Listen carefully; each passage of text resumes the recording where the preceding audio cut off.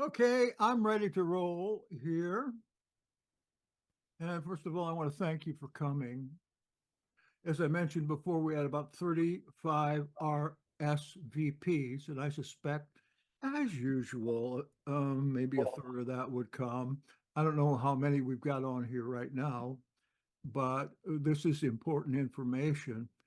We haven't decided yet whether it's going to go up on YouTube or not, but probably will. It probably will. But what Norman said about the non-Trinitarian, that's a very pro-Essene concept, not to pass that on. If the person was destined to be positive about information, then yes, they'll find it.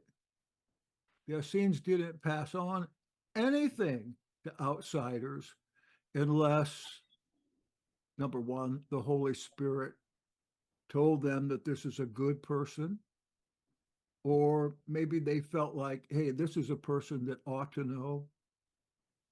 They didn't pass on information. They didn't want to be watered down. And when I say Essene in this, I am talking about a word that they never used for themselves.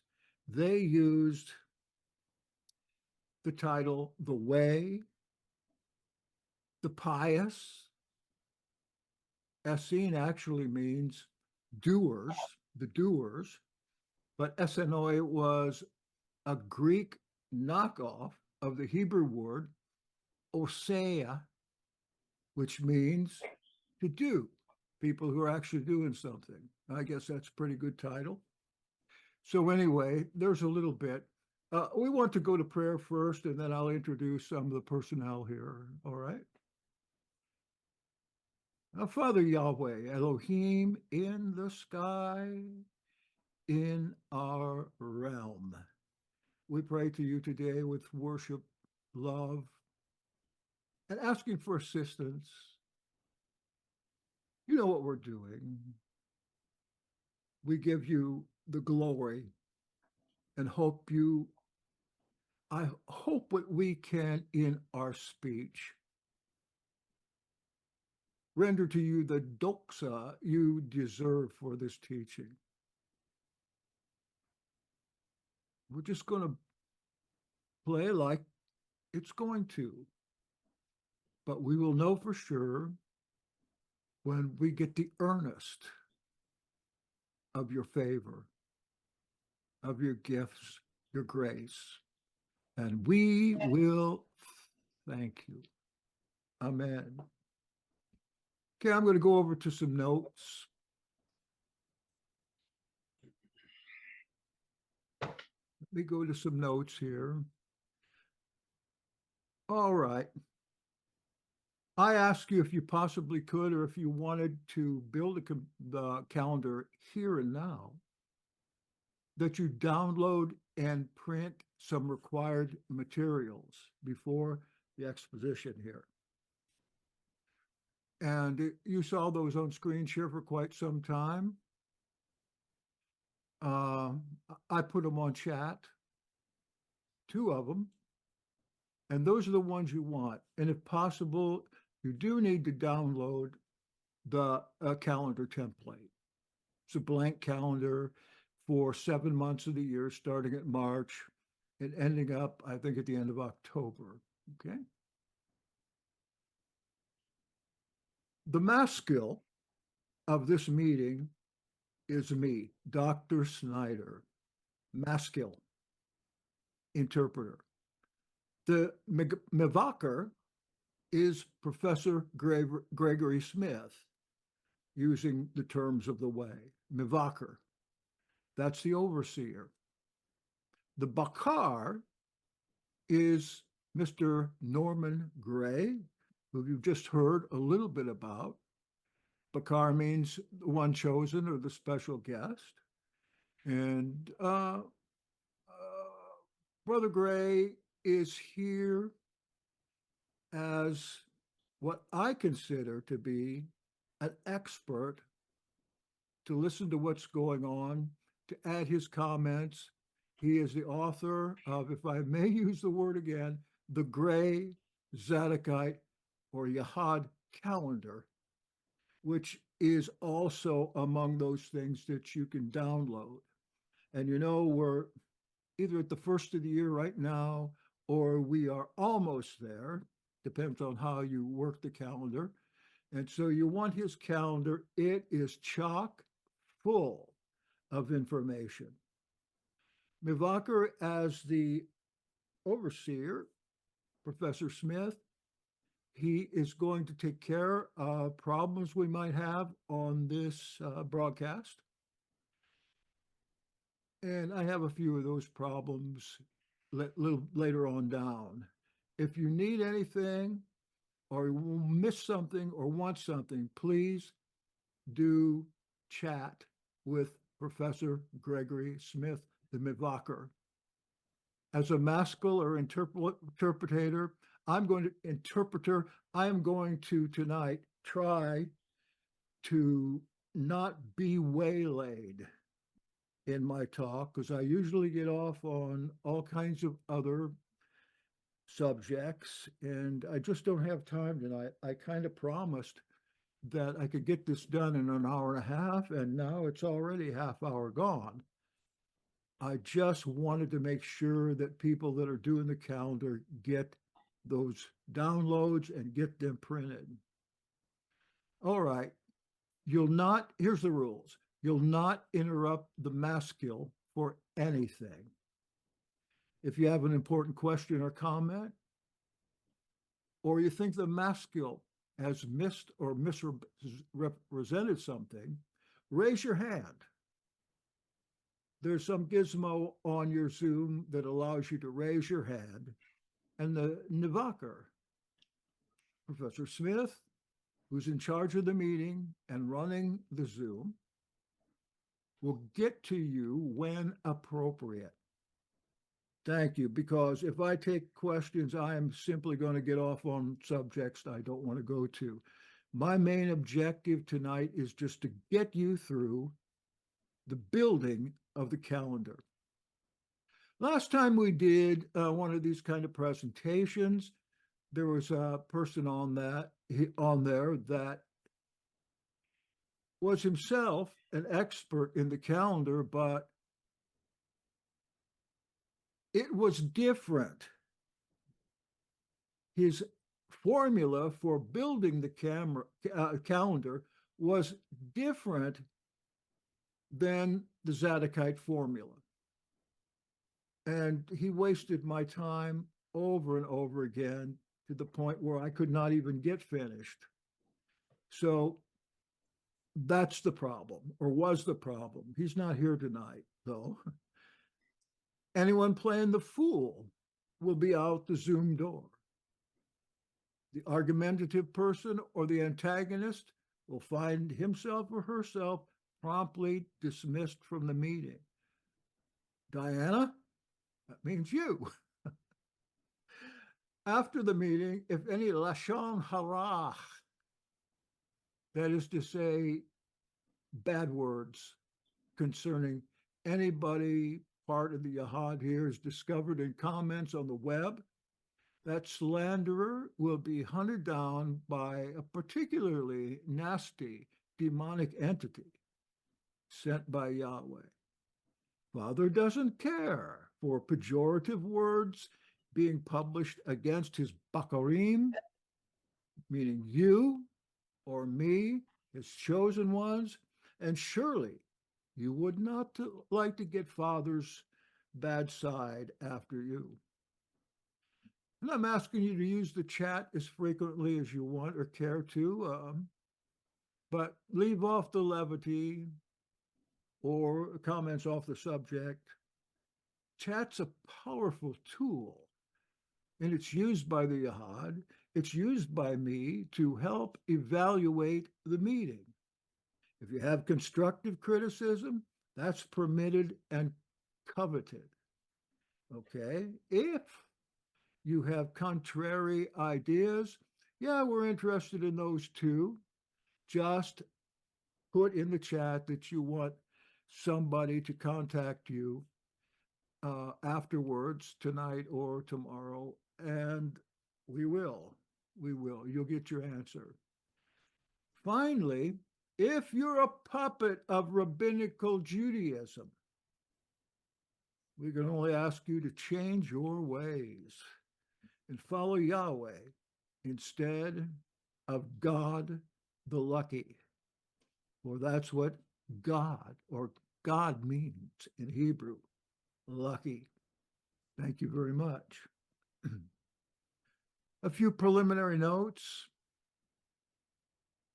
There are 3 calendars described in the Qumran-related literature, speaking of the Dead Sea Scrolls. 3 calendars, not one. The Jubilees calendar is one of them from the Book of Jubilees. The Enoch calendar is a second calendar from the Book of Enoch. And there's the YAHAD calendar. See how I got that H with a dot under it? The YAHAD calendar, which is the one we're going to sketch out tonight. All 3 are very similar. They vary mainly not in the dates of the festivals, but in the number of festivals included. So to conform strictly with the festivals scheduled in Leviticus 23, we'll be describing the Yahad calendar of 7 festivals. Next, the moon has nothing to do with any of these calendars. Although First Enoch does show how the moon might imperfectly follow the solar calendar as an alternative way of finding the festivals. Understand that before Israel ever used any lunar calendar, in my studies, I have found that they had a solar calendar. It's a Zadokite calendar. And you can see that Yahweh at an early date put the sons of Zadok in charge of all temple affairs, including the calendar, including the liturgy, which you can find in your Bible, in Ezekiel 44. The whole story is in Ezekiel 40 through 44. You'll find the Zadokites prominently called out there and what they were to do until the end of time. Next, Purim, Hanukkah, Gedalia, and the other feasts of the rabbinicals were not celebrated by the Essenes or Nazarenes, and were probably repugnant to them. In the case of Hanukkah, the Maccabees executed and exiled the Zadokite Hasidians during the Maccabean War, which started in 167 BC. It was really more of a civil war than it was a war against the Seleucids. Okay, I'll read in 1st and 2nd Maccabees about the Hasidians, and that is a word that also the so-called Essenes used for themselves, because that's who they were, the Hasidians of the Maccabees. And something bad happened to them later on, as the priesthood that was assigned to the temple. Later on in that war, the Maccabees usurped the legitimate Zadokite priesthood with pretenders, and mostly pro-Seleucid, pro-Hellenistic priests that were not of a Hebrew mindset. Then the Maccabees replaced the Kohen Hagadol, the high priest, with family members, including John Maccabee, who was not only the priest, he was the general, and he was, what was the other one? The king, priest, king, general. Ever since the Maccabees, to my knowledge, there has not been a complete Zadokite Hebraic priest that has been in Israel up until the end of the priesthood in 70 AD. Then there are other Essene feasts, the Feast of Wood, the Feast of Oil, etc. They're not used on our calendar because we don't know enough about them, as the instruction on them is missing from the scrolls, is missing from the temple scroll, which many of us believe was the original Deuteronomy, the temple scroll, before the Masoretes got a hold of it and edited it to their own Pharisaic proclivities. Right. Okay, good, thank you. So instructions, we're going to start that section, and maybe I will share with you on this, because I think that'd be a good thing. I just got the feeling that there weren't many that was able to download and produce this. I only gave you a half hour.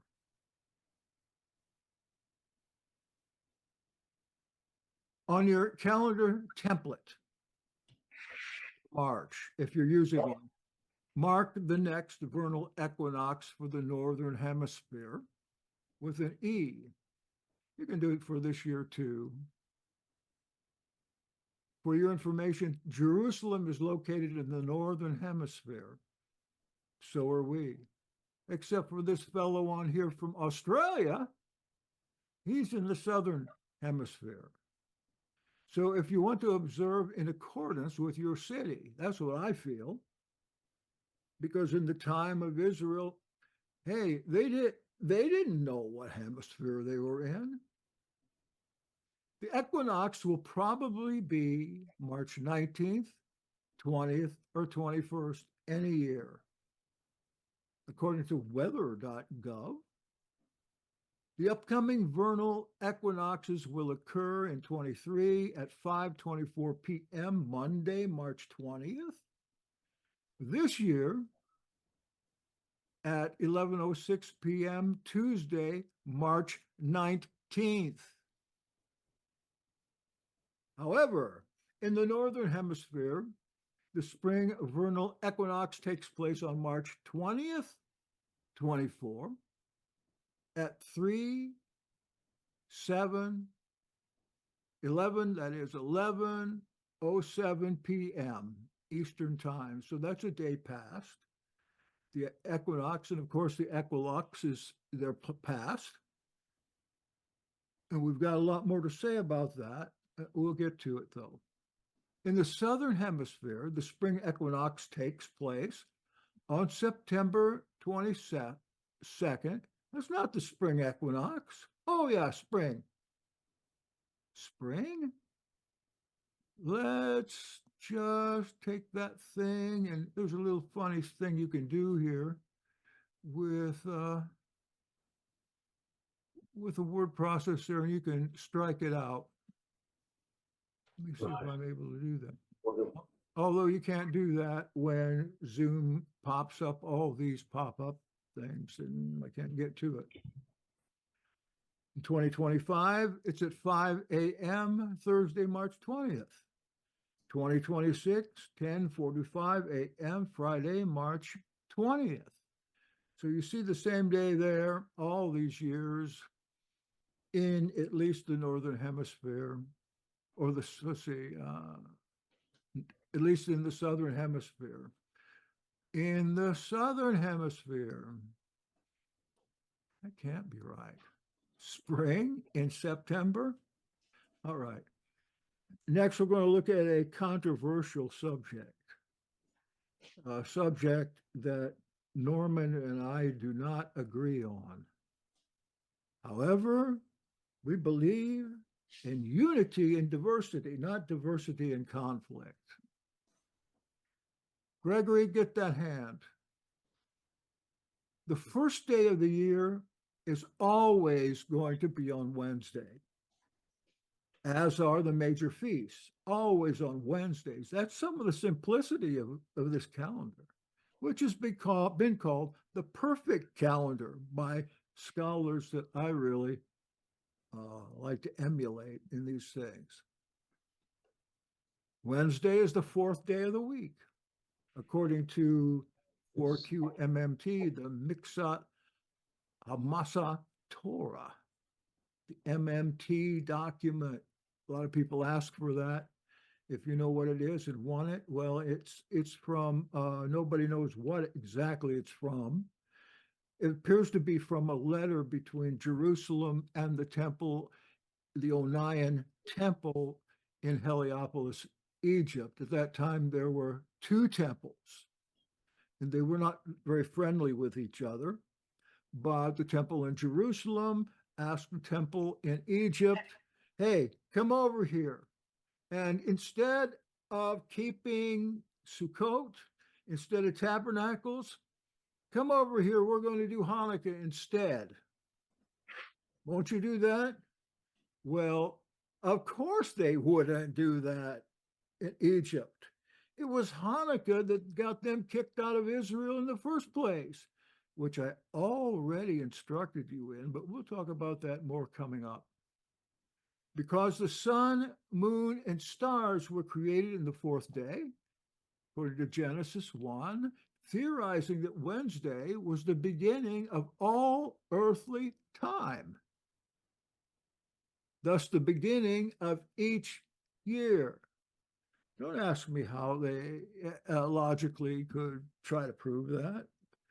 That's one of the things about these Jewish, or should I say Hebrew people. Sometimes they didn't need a logical answer. Sometimes they got revelation.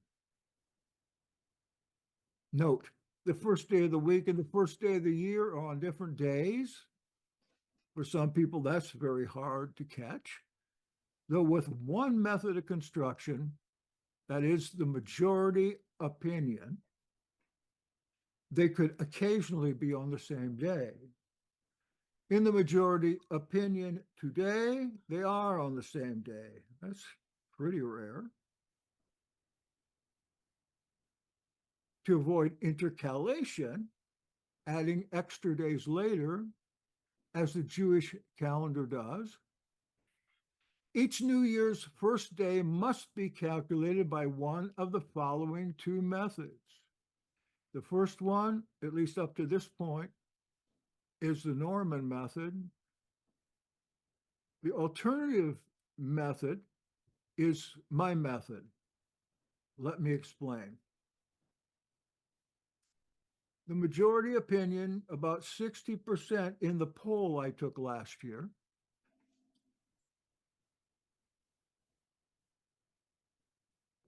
am I sharing right now? Yes. Okay, good. In the majority opinion, the larger opinion, mark the Wednesday on your template after the equinox with a 1. That is the first day of the new year. So you're going to find in this particular year, the equinox in this method is also the first day of the year. I got Norman's name written in here. And 60% believe that is correct. Here's the alternate. You've got to make up your mind which formula you're going to use. The minority opinion, 33%, find that the first day of the week, Sunday, after the equinox. Then you go past Sunday as the first day to Wednesday, the fourth day, and mark it with a 1. This is the first day of the year. I prefer this method. In any week, one needs to have a first day to have a fourth day. That is my opinion. I have not searched for that in the scrolls, but I have no doubt I've read it in there. And someday, some sweet day, I'm going to find it. And then I'm going to bring it up to Norman. He's going to say, hey, I've known that for the last 15 years. It's the method I use. I don't feel comfortable with the first day alternative 1, but alternative 2. Yeah, I'm going to give you a chance here in a minute, Norman. Okay.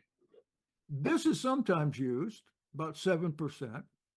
The first day of the new year starts on the day of the equinox or the day after the equinox.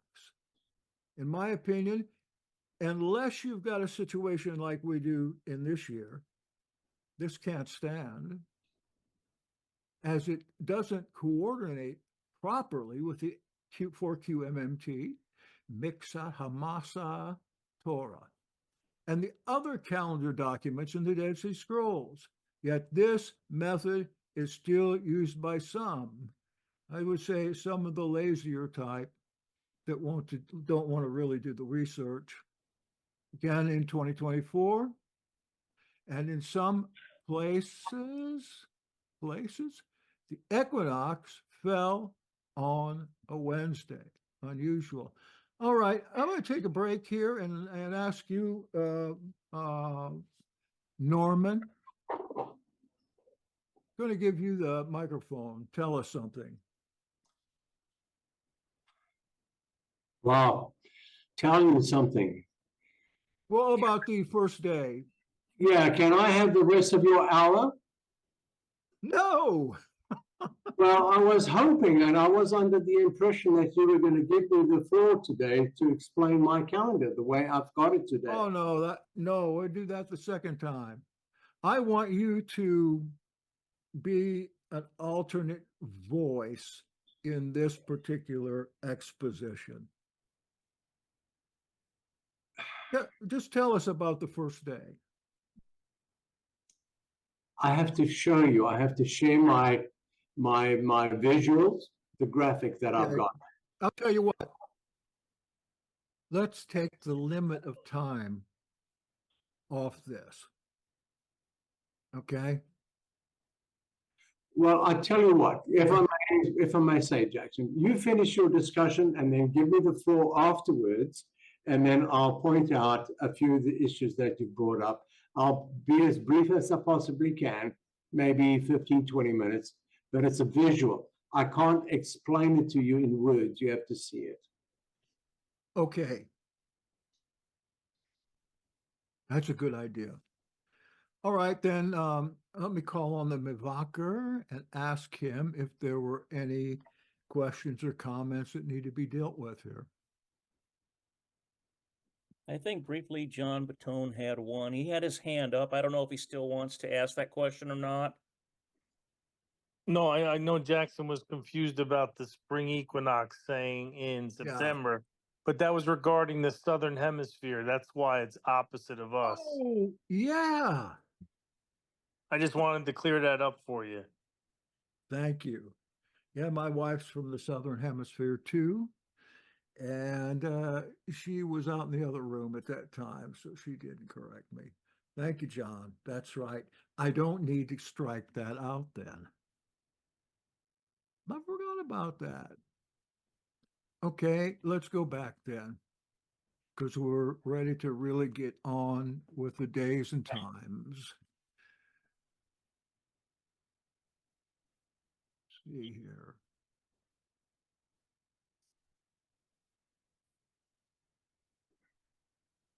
Days. The day is 12 hours long. We get a lot of questions about this. From sun up to sundown, 6 to 6. The dark hours are called night. Nights. Days don't start at sundown. That practice was brought in by Sadducees from Greece and Pharisees from Parthia. You ever consider why Pharisees are called Pharisees, and that nobody knows what this word faroush means, or paroush? They say it means set apart, but it doesn't. Parush and Parthia. Parthia means the land of the Parush.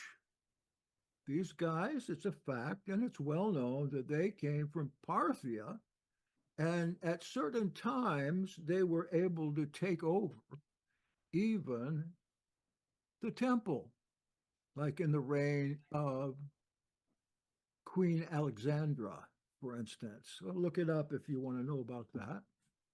Dark as nights, days don't start at sundown, except in Greece and Parthia at this time. Days are usually bright, the same as days in our culture, especially down here in the tropics. Look, Yahshua says to his disciples, let us go back to Judea. Rabbi, they replied, the Jews just tried to stone you. And are you going back there? Yeshua answered, are there not 12 hours in the day? 6 to 6. If anyone walks in the daytime, he will not stumble because he sees by the light of this world. Good quote. We have about a 2-hour exposition of the day, and it's on at youtube1.org. That's our website for presentations, youtube1.org, and you can find it on there, or drop me an email and I'll send you the links, because we get a lot of questions about the day. The English Bible speaks of new moons, but the word Yerach, moon, doesn't occur in the texts. You noticed in the, what's the name of that version? The version done by Dr. He slips my mind, Steve something now.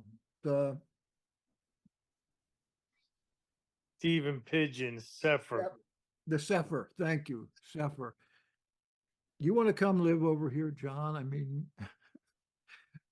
you could be the half of my mind that is senile. The Sefer has in it the book of Jubilees. And because the English in Genesis and Leviticus has new moon, without the word moon, it actually just says new. He had to take months out of Jubilees and pop moon in there too. Yeah. But no Jubilee believing people would ever do a new moon.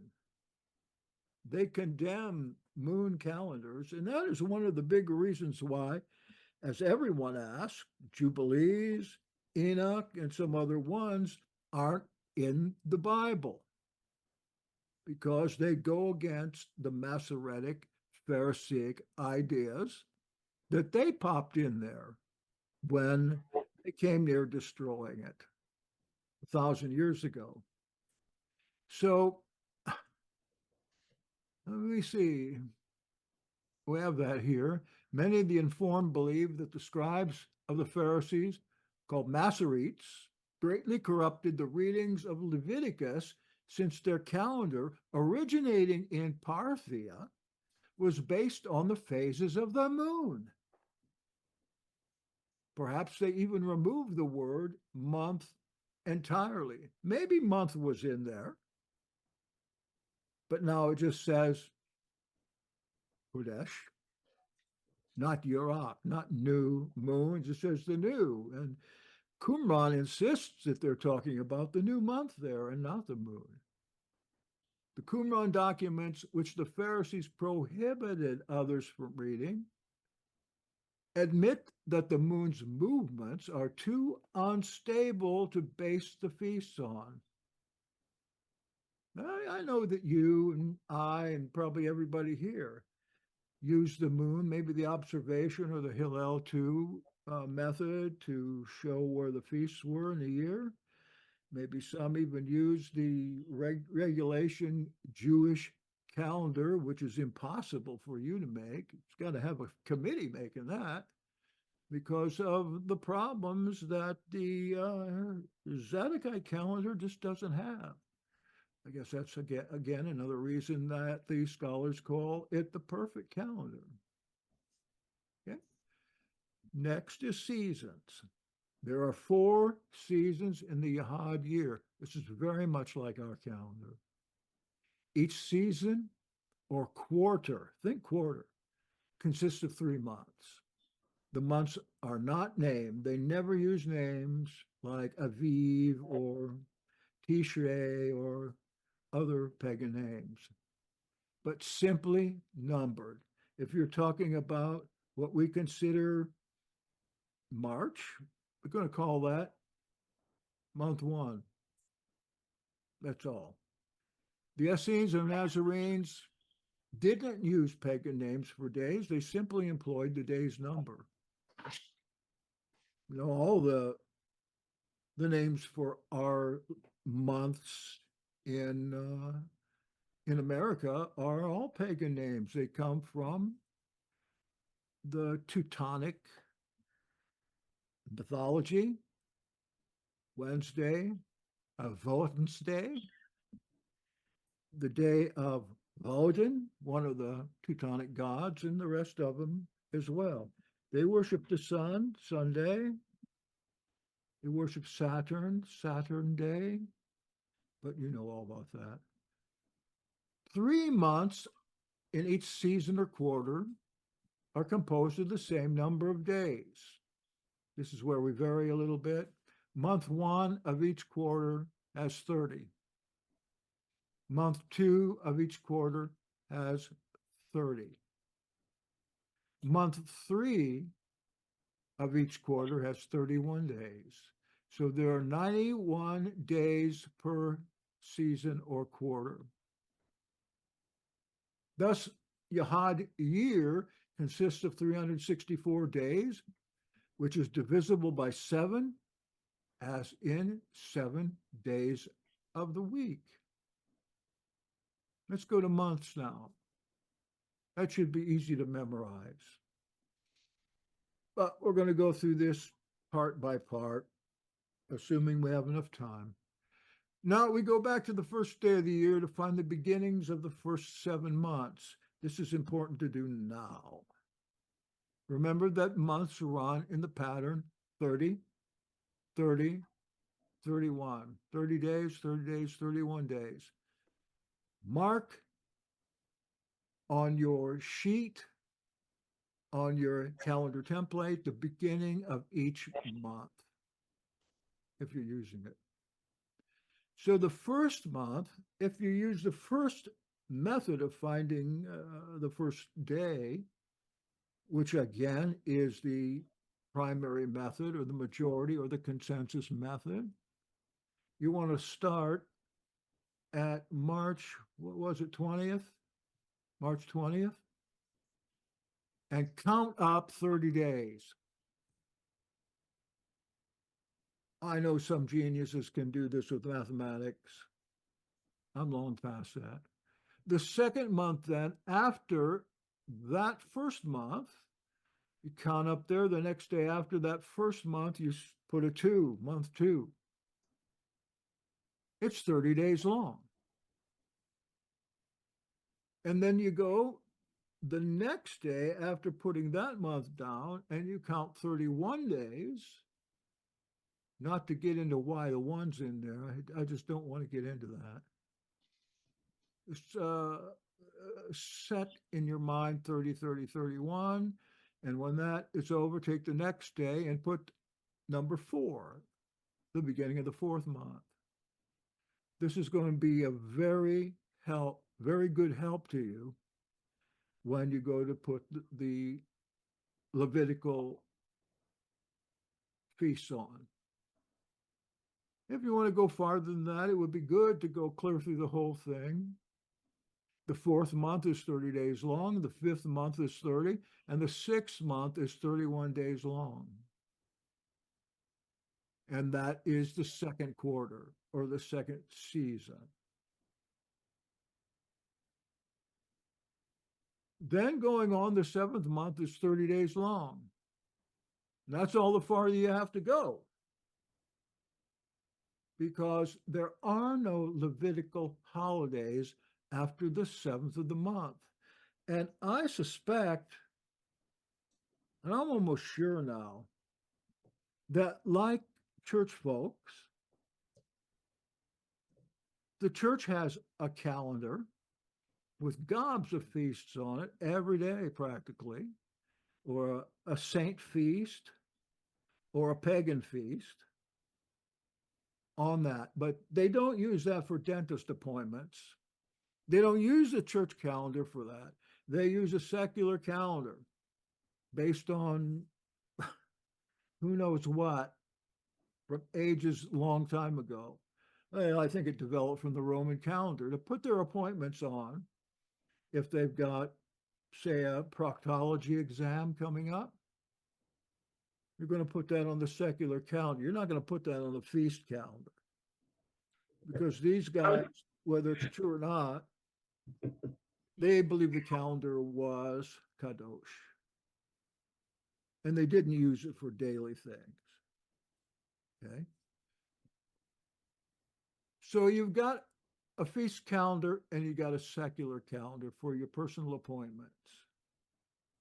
Oh yeah, don't forget when the Bogdan was coming. It's all the farther we need to go because of the Levitical feast in the seventh month. I suspect Norman will be able to tell you a little more about the other feasts, but that's all we need to do. Start on the first day of the year, that Wednesday in March, whichever way you pick. Start counting, marking the first day of each month on your calendar template while the leader speaks on the next topic. This is a biggie, a biggie. And another place where I have untold numbers of people telling me that I am wrong, even though what I'm about to say has been proven. And that is the length of the year. The exciting question, how do you reconcile 364-day sacred year with a 365.25 solar year? Of course, everybody is so used to a leap year calendar or to a Jewish calendar that puts in an extra month of however many days they need based on the moon. I can't even remember anymore how many they need. The 13th month every once in a while. It's called intercalation. Intercalation. You put some days in the calendar because the days in the year of their particular sect or cult does not equal the solar year. And they think that you have to somehow, sometime, make the two correspond. And look, I can't prove this yet by any means. Well, kind of I can. But I'm pretty sure that this is how that works out. It's the only way it could possibly work out. The answer is actually so very simple that it's misunderstood. I've told people this and they just don't get it. It flies over their head. It's as simple as pie. But being so used to leap years and Jewish intercalary months, etc., it just kind of veers off. Okay, what is the time period between vernal equinoxes? We had an equinox last week. And the answer to that question, you've got the clue to the reconciliation between the Zadokite calendar and the solar year. The vernal equinoxes are 365.25 days apart. That's the Easter solstice or the spring solstice, they call it. The next one will come 365.25 days exactly after this one. Each year, the sacred calendar's opening day is coordinated with the vernal equinox. So next year, we're going to look at the equinox first to find out the first day. That's why I think alternative number 1 is wrong. And if we look at 26, we're going to start with the equinox. It's always there, whether the sun is out or not. And nowadays, it's very simple to find out what that is. You don't need to stick in the ground anymore. You just go out to a site. It will tell you. Next topic on this is after the 7th month, there are no sacred days, according to Leviticus 23 that I could find. Therefore, the sacred festive calendar isn't needed after the 7th month. Remember, I said that everyone here, then and now use 2 calendars. If you are especially very high church Christian or you are a Jew, because Jewish calendar is completely different every year, I think. It's not needed after the 7th month, and in antiquity, it was not used. After the feasts are done, it's not used anymore. That's all that calendar is for. That's completely all the Zadokite feast calendar is for. The sacred calendar is put away.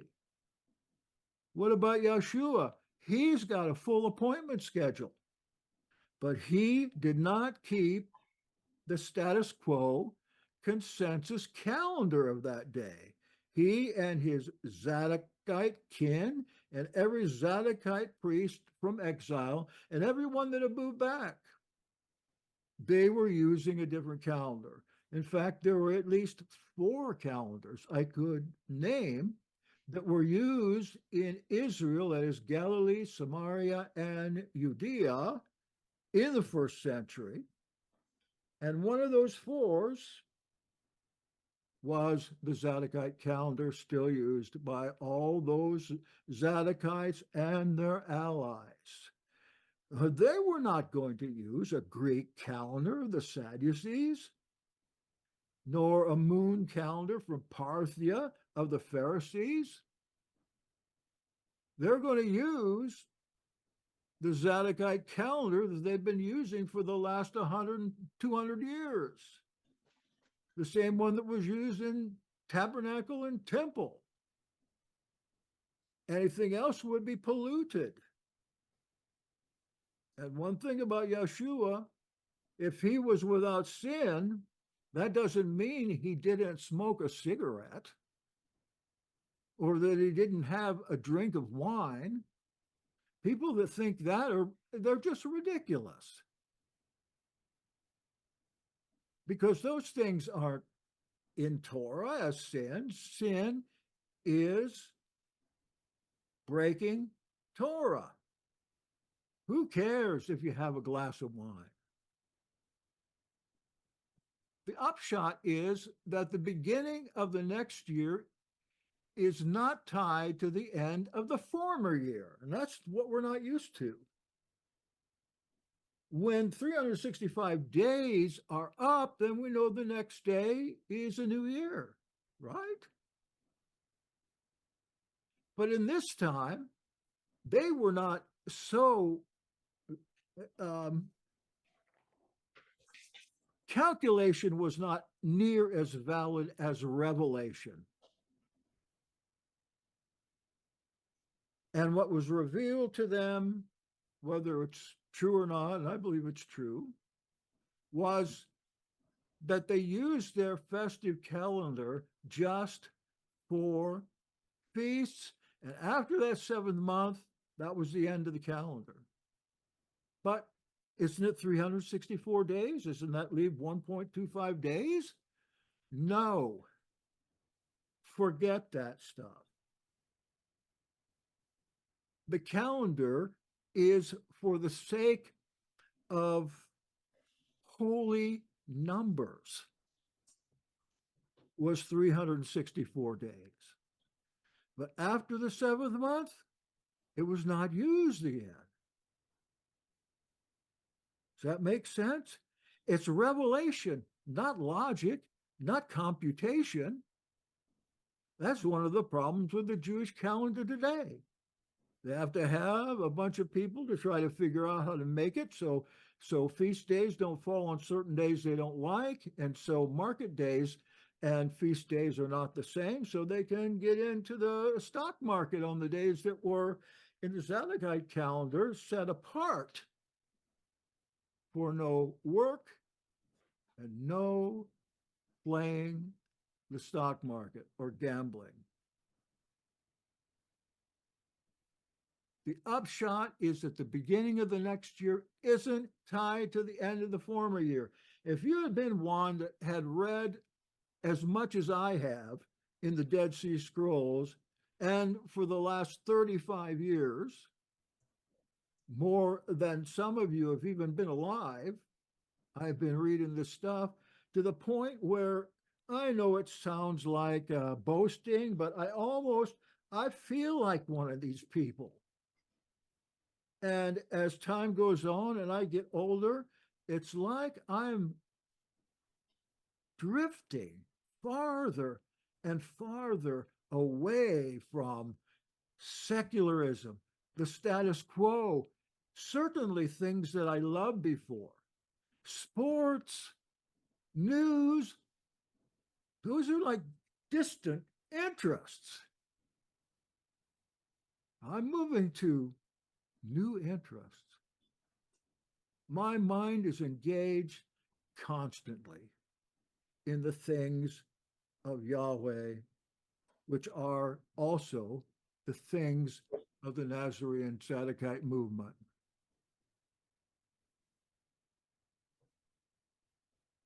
The next year, though, 2025, as we say, and you know, the Jewish calendar is 240 years too slow. It is tied to the equinox as well as this year. So, see if we get a good conclusion here. As long as the New Year day is tied to the equinox, and tied to the equinox every single year, and you run these same checks, either alternative 1 or alternative 2, to find the new year every year, we needn't be concerned about the years ending, because here you read the scrolls, they certainly weren't. They were not concerned about it. They knew when their feast days were, and that's what was important. We need never add or subtract days to the Zadokite calendar. Even experts can't get this, because we, in our secular, in our worldly knowledge, need to intercalate something to make the end of one year coordinate with the beginning of the next year. We never need to add a 13th month, as with moon calendars. We only need to use the same process of finding the beginning of the upcoming year as we did before, and connected with the equinox. Oh, that's hard to understand. Let me remind you. There are 365.25 days between equinoxes, the same length of time as the solar year.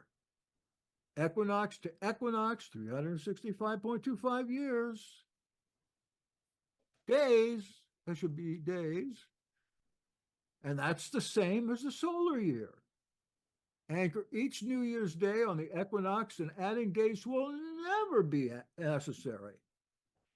It may be a revelation, because I've thought many times, oh, this can't be true. It's just whoop, like that. And you read, what's the lady's name in Israel that wrote the book, The Three Temples? Elior. Yeah, Elior, a real pioneer, a pioneer especially in bringing out some of these things to the world without being fearful of scholars putting her down. When she gave that speech about this in 2011, I thought, this woman has more courage than anybody in Bible scholarship I have ever seen. I'm talking about scholarly university people. I don't go for any of these guys on YouTube. People keep sending me these links. I never listen to them, especially if I go look and see who they are. I'm interested in what these guys that dedicate their entire lives to, not as a means of making money or being sensational. Anchor each New Year's Day on the equinox. It doesn't make any difference when the year ends. And besides, when there is a day between the old year and the new year, it is called in the literature a non-day. NON-DAY. A non-day. This comes straight from the Zadokites. Look it up yourself. Thank you for listening to that. That made me feel good. Well, we're going to the Yahwist festivals.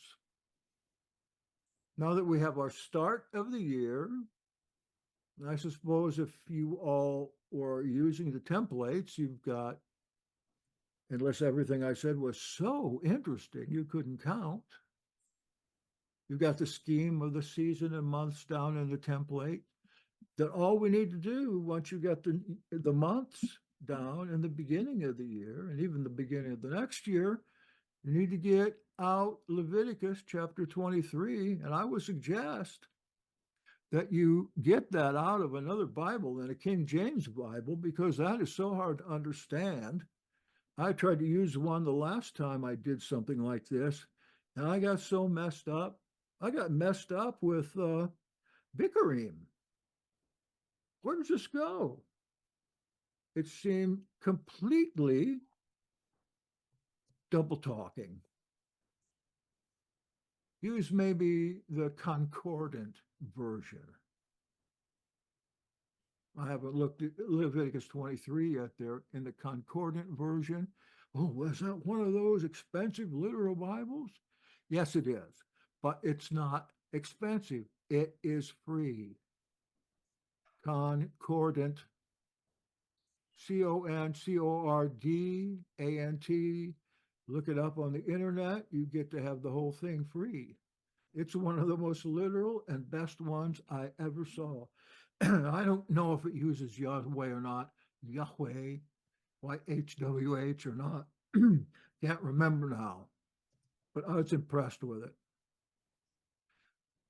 Speak to the people of Israel and say to them, these are the appointed feasts of Yahweh, that so you shall proclaim as holy convocations. They are my appointed feasts.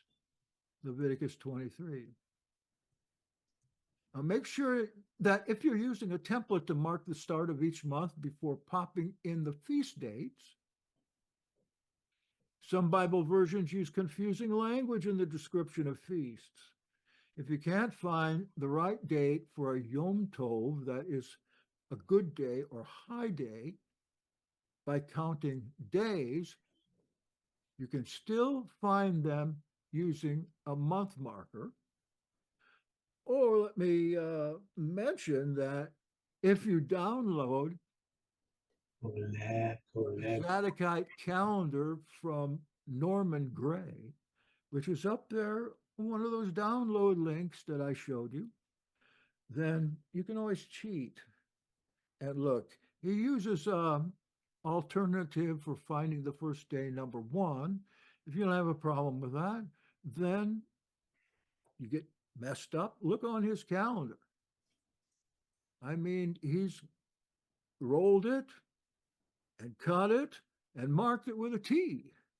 So you can know exactly what's going on with that. Let's look at the Shabbat first. We'll try to go over these fast. 6 days, we all know about the Shabbat. I hope that you'll come and be part of our Shabbat service. This Shabbat, 11 a.m., Zoom to www.theYAHAD.com. Eleanor is going to be with us, a woman that just got back from Kenya. We have rotating speakers, which means somebody different every Shabbat. We've got about 6 or 8 speakers that rotate in there on just about every topic you can think of. I got to do it last week. I really like that, but it makes me nervous. So Shabbat reoccurs every 7th day, the day we know as Saturn Day. How do we know Saturn Day is the 7th day? Big question. By at least 2 methods. It becomes pretty self-evident. First, the linguistic history of the word Shabbat. And the fact that the Hebrews or Jews have kept immaculate records of the days of the week since they were last revealed in the holding back of manna in the wilderness journey, Exodus 16.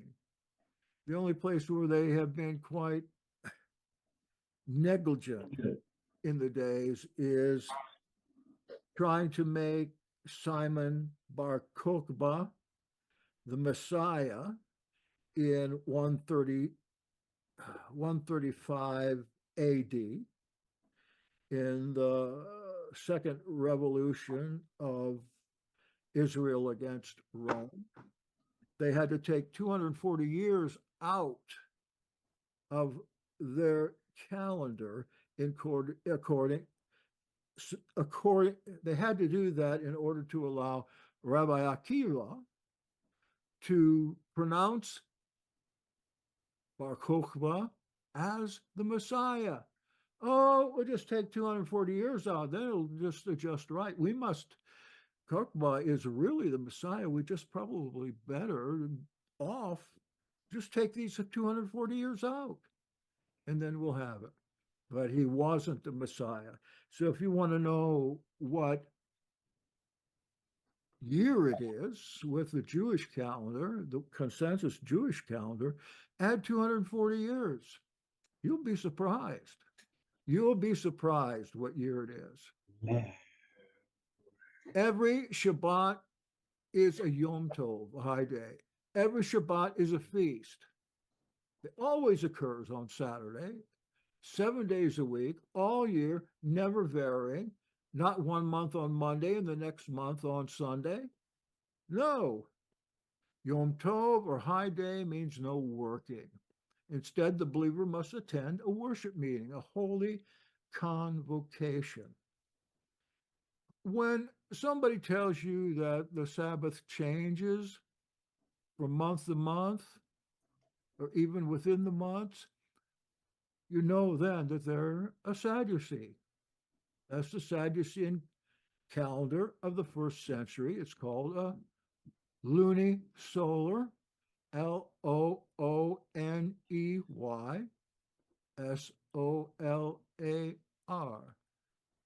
Some spell it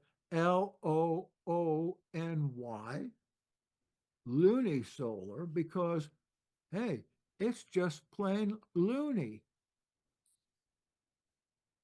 No working. Have a meeting on the Shabbat. So there's 2 things you got to think about on the 7th day. If you're not having a meeting, if you're not attending a meeting, you are not keeping Torah. I had somebody last time I mentioned that, I said, don't say that. Don't tell people. It puts too much guilt on them. When a couple ministries I know of have a Shabbat service online. There's no reason why anybody who claims to keep the Torah shouldn't be going. Isn't that right, Professor Smith? Yeah, that's right. The Mikra Kodesh. You look at the Hebrew, it tells us that it's a mandated gathering to be in compliance with Torah. Amen. I had somebody tell me that spoke to you one time. I said, he's quite interested in the church, isn't he, that Professor Smith? Well, we all are, because we love the people of the church, but we hate their excesses and their pagan dealings. We've all been in that church and it's helped us. It's got us justified. But our ministry is primarily to host Christians. People that have been there, done that, they don't like it anymore. They've been hurt. They need more discipline. They need more teaching. And then they'll stay in the Yahad for maybe a year, and then they'll get mad at somebody here and then quit. I don't know where they go, though. I'd say here's a good place to go. Passover. In the first month, on the 14th day of the month at twilight, is Yahweh's Passover. Pesach Passover, Leviticus 23:5, which I just read. You want to put this on your template. On the first day of the month, Wednesday, count 14 days.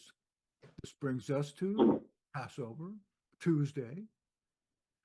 Passover is not a high day. It's a preparation day for matzah. It's not a non-working day. Some follow the biblical suggestion of cleaning all leaven or yeast out of the house, including beer. The Pesach meal is to be eaten in the early evening. And I suspect we'll be having that on here at that time.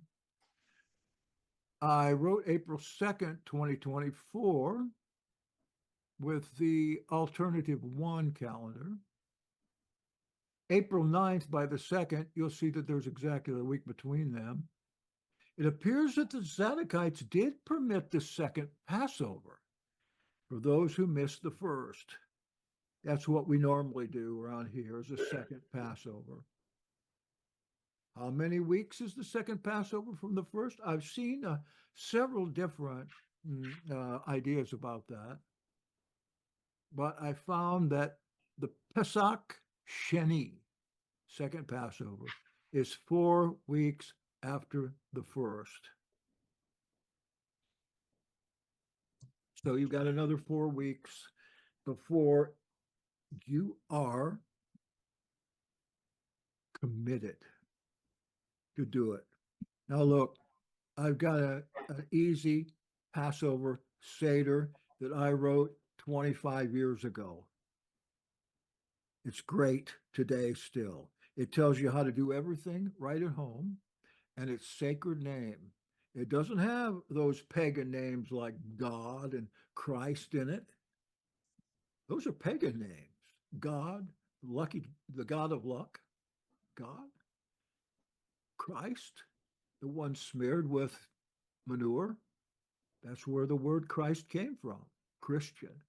They laughed at those guys and called them smeared or smears. Smeared with you know what. It took some good finessing for Paul to use that in the speculated book Timothy, where I guess it's the only place where it actually, Paul speaks of a Christian, so it must be a book that was pretty late. So in the free Passover Haggadah, my Passover, my Seder, it's called The Story and Order and Liturgy for Those Celebrating Passover. at home. Ask for it here and do the holiday home with family and friends. If you want one of those, just put it in the chat for Professor Smith and I'll send it right off to you. And the 15th day of the same month, it's unleavened bread, is the feast of unleavened bread to Yahweh. For 7 days you shall eat unleavened bread. On the first day you shall have a holy convocation. You shall not do any ordinary work. On the 7th day is a holy convocation. You shall not do any ordinary work. And you shall eat your hamburger with matzah. So we get to there by counting 15 days, or mark the day after Passover as matzah day 1, always on a Wednesday. Doesn't that make it easy? Matzah festival starts Wednesday and continues for 7 days. So I would put matzah feast on there, and I would put on the 7th day, last. The first day of matzah is a high day or a Yom Tov, as is the 7th day of matzah. Don't forget the Shabbat in between. So there's 3 high days, and Passover is not one of them. From the first day of matzah, count 7 days to the end of the festival. Mark the week of matzah, the interim Shabbat, and the last day as Yom Tovim.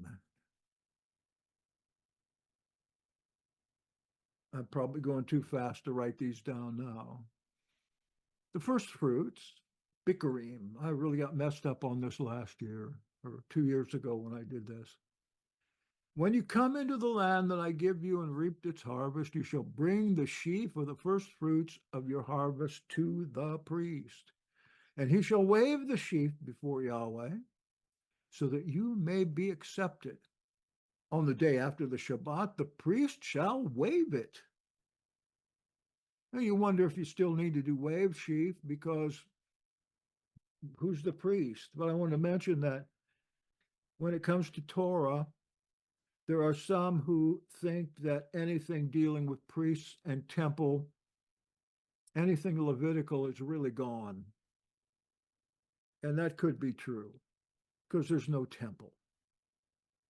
Until they would build another temple and have it consecrated by Levitical Zadokite priests, this is not going to happen. And if it does, there's going to be a war like you've never seen before. Look at this little thing in Israel right now. That's just a little thing. If somebody takes down the Mosque of Omar and the Golden Dome and pops up a temple there, they think that's where it should go. In fact, they have enough room on that mount to put a temple to Yahweh in there. I don't think he'd like that. I don't think he wants a temple up there. I don't think that he wants Robert Eisenman's brother Peter to be the architect for that temple. He's in the offing right now to be architect, Peter Eisenman. And where's a priest to wave it? However, there are some of us that believe that this Levitical priesthood has been maybe transferred or transformed or transmuted over to the men and women who have been ordained and consecrated through the laying on of hands, speaking of Yahweh's hands, to be ministers. I think about that, like, for instance, tithing. I'll come up to tithing in a minute. It's an important notice. Wave sheaf. Go to the Shabbat after matzah and count 1 day to Sunday. If I'm wrong here, let me know through chat. The first day of the week. Wave sheaf is on the first day of the week, Sunday, after the 7th day of matzah. I hope that's right. I get mixed up here. If we're going to get lost in this calendar creation, it will probably be at this point. One expert writes about this. In ancient times, Bikurim was the third day of Passover. Are you seeing that? Gonna have to do, I just discovered that tonight. Are you intrigued? I'm going to be looking at that. The second day of Matzah feast. That means the third day after Passover. Yes, the second day of the Matzah. A Thursday. Modern rabbinical Judaism celebrates Bikurim 50 days after the temple begins a Shavuot, at Shavuot, and continues into the festival of Sukkot. Weeks, tabernacles. The book of Leviticus provides instruction for the institution of the feast of Bikurim, which occurs on the first day of the week. And in addition, according to Leviticus 23:9, says this same expert, the wave sheaf offering occurs on the day after the Sabbath. That's on Sunday again. In biblical times, the people of Israel would bring the first and best of the year's produce to Yerushalayim on the first day of the week following Passover. That's the third day. I mean, that's the third day of Passover. That's a Wednesday. What are we going to do with that? Wait till I tell you who the expert is, which is when Bikurim takes place. The priests would then wave a representative sheaf of green barley before the Yahweh. You know, that's had to say the Lord. And the nation would not eat or sell any of the new crops until this happened.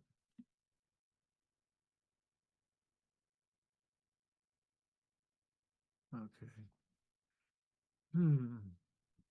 Has anybody ever heard of a Bikurim on the third day of Passover?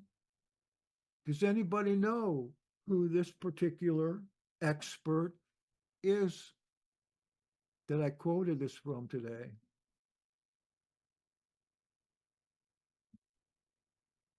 Nobody?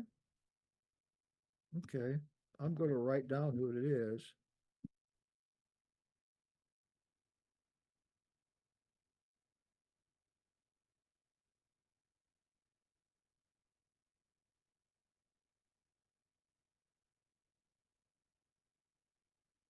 Artificial intelligence at Google. All this. I use it a lot. I don't use it for any concepts. I use it to validate what I'm thinking, and then I check everything out. That's how I come upon this third day of Passover. And we're going to be looking into that. I never heard of that before. Next is the Feast of Weeks, Shavuot, Pentecost. Shavuot means sevens, I think. Pentecost is Greek, means 50. You shall count 7 full weeks from the day after the Sabbath, the day that you brought the sheaf of the wave offering. You shall count 50 days to the day after the 7th Sabbath. That's hard. So my instruction is to start back at the wave sheaf, and count 49 days. That's 7 weeks. You ought to be able to do that week by week by week, plus 1 day. You should arrive again on a first day. That's a Sunday in June. This is the grain harvest, Yom Tov, called Shavuot or sevens, and it occurs on the first day of the week, Sunday. And what am I so sick and tired of hearing in church right now? And what's coming up? So people think, oh, this coming Sunday. I'll write it down because I don't even want to say it. Yeah, I go to church. That pastor, we've talked to him about Resurrection Sunday, but still Easter, Easter, Easter, Easter. I'm not going to be surprised if the Easter Bunny is the guest speaker on Sunday. Give him a little credit. He has been using resurrection every time his enfeebled, demented mind happens to bring it up. And I wonder, didn't Moses, who take the people into the wilderness temporary to establish Torah at the same time from Egypt? Thinking so. We're getting toward the end of this, and when I get down to the end, almost there, I want to try to do that in the next few minutes so we can get Norman on here. This next is the days of all, the Yom Teruah, the days of blasting, Yom Teruah, days of blasting, the 10 days, Feast of Trumpets. And Yahweh spoke to Moses, saying, speak to the people of Israel, saying, in the 7th month, on the 1st day of the month, you shall observe a day of solemn rest, a memorial proclaimed with blasts of trumpets, a holy convocation, and you shall not do any ordinary work. And you shall present a food offering to Yahweh. My point is that the Feast of Trumpets is an anchor point for if you get messed up in this count, in the count of 50 from Wave Sheath. You might have an error in between these feasts, like I did last time, but you'll always be able to find trumpets and thus be accurate in the final feasts of the festival year. Who really cares about Bikurim, Wave Sheep, first fruits? We don't even do that stuff anymore. We just do it to be obedient. So go to the beginning of the 7th month, you marked earlier. The first day of that Zadokite month is a Wednesday, of course, and is the day that you may blast the trumpet 100 times. Now, first day of the 7th month, I want to give you a song. I've written songs for all these feasts, but this one is special because it teaches you how to blow the shofar insofar as I knew how 15 years ago. Let's see if I can get it to run. It's short.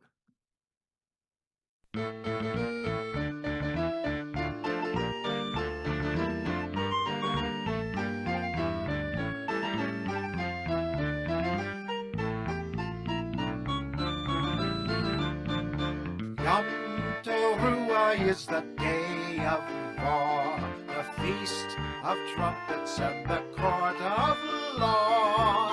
Sound the shofar in the meeting hall, sound each doleful trumpet call. First sound tekiah, then sound shavarim. Now the Teruah, finally a tekiah once again.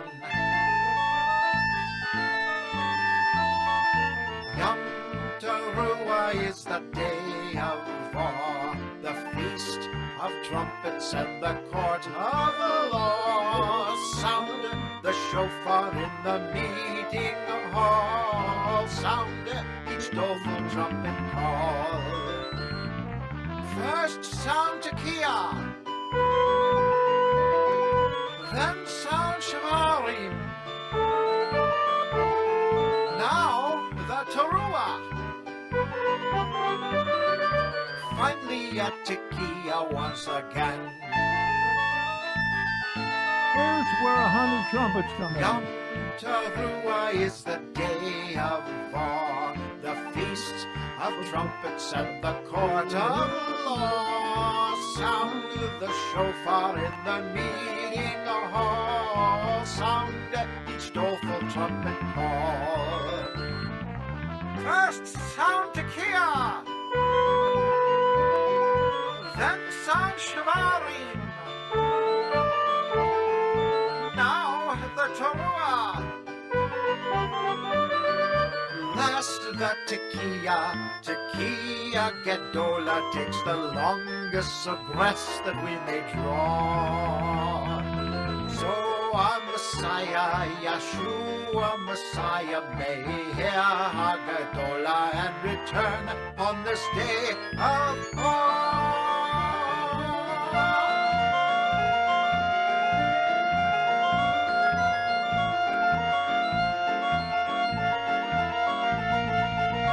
This is the Feast of Trumpets.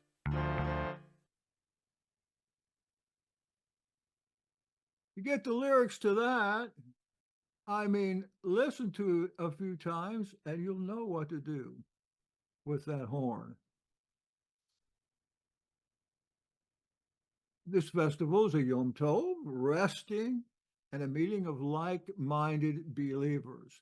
Note again that it falls on a Wednesday. Yes, again. Why is this season full of horn blasting and awe-inspiring events? In my life, it has been definitely the day of awe-inspiring events, but I want to go get this over with because I want to hear what Norman has to say so I can grieve all night. Then Yahweh spoke to Moses about the Day of Atonement, Yom Kippur, covering. Now, on the 10th day of the 7th month is the Day of Atonement. Count 9 days, beginning the day after trumpets. Mark where you land as the day of affliction. Yom Kippur is again a Yom Tov. The scripture says to afflict yourself. A lesson about what this affliction is at this link. Now, if you downloaded this, then you can go to that link if you really want to. It does a good job. Most think it's fasting, but that's not all. Yom Kippur begins at sundown and continues to sundown the next day. Norman taught me that. The scripture reveals a dire warning. You must punish any person who eats any food on that day. Send them away from my people. I will kill any person who works on that day. Is that hyperbole? Nobody must work on that day. This rule is for now and for all time to come. Are we in all time to come? Oh, wait a minute. This is Old Testament, right? The New Testament is what we're supposed to be doing now, not this old stuff. It's obsolete. You must obey it in any place where you are living. All right. It's surprising that this Yom Tov is still valid for those who are justified at any rate, since Yeshua's blood atonement has the power to free from sin and curse without the need of animal sacrifices. He was the animal sacrifice. Since there's presently no temple or legitimate priesthood, it would follow that all the Torah pertaining to the priesthood and the temple would be suspended for a time until such were replaced, that is, priesthood and temple. But that is not going to happen.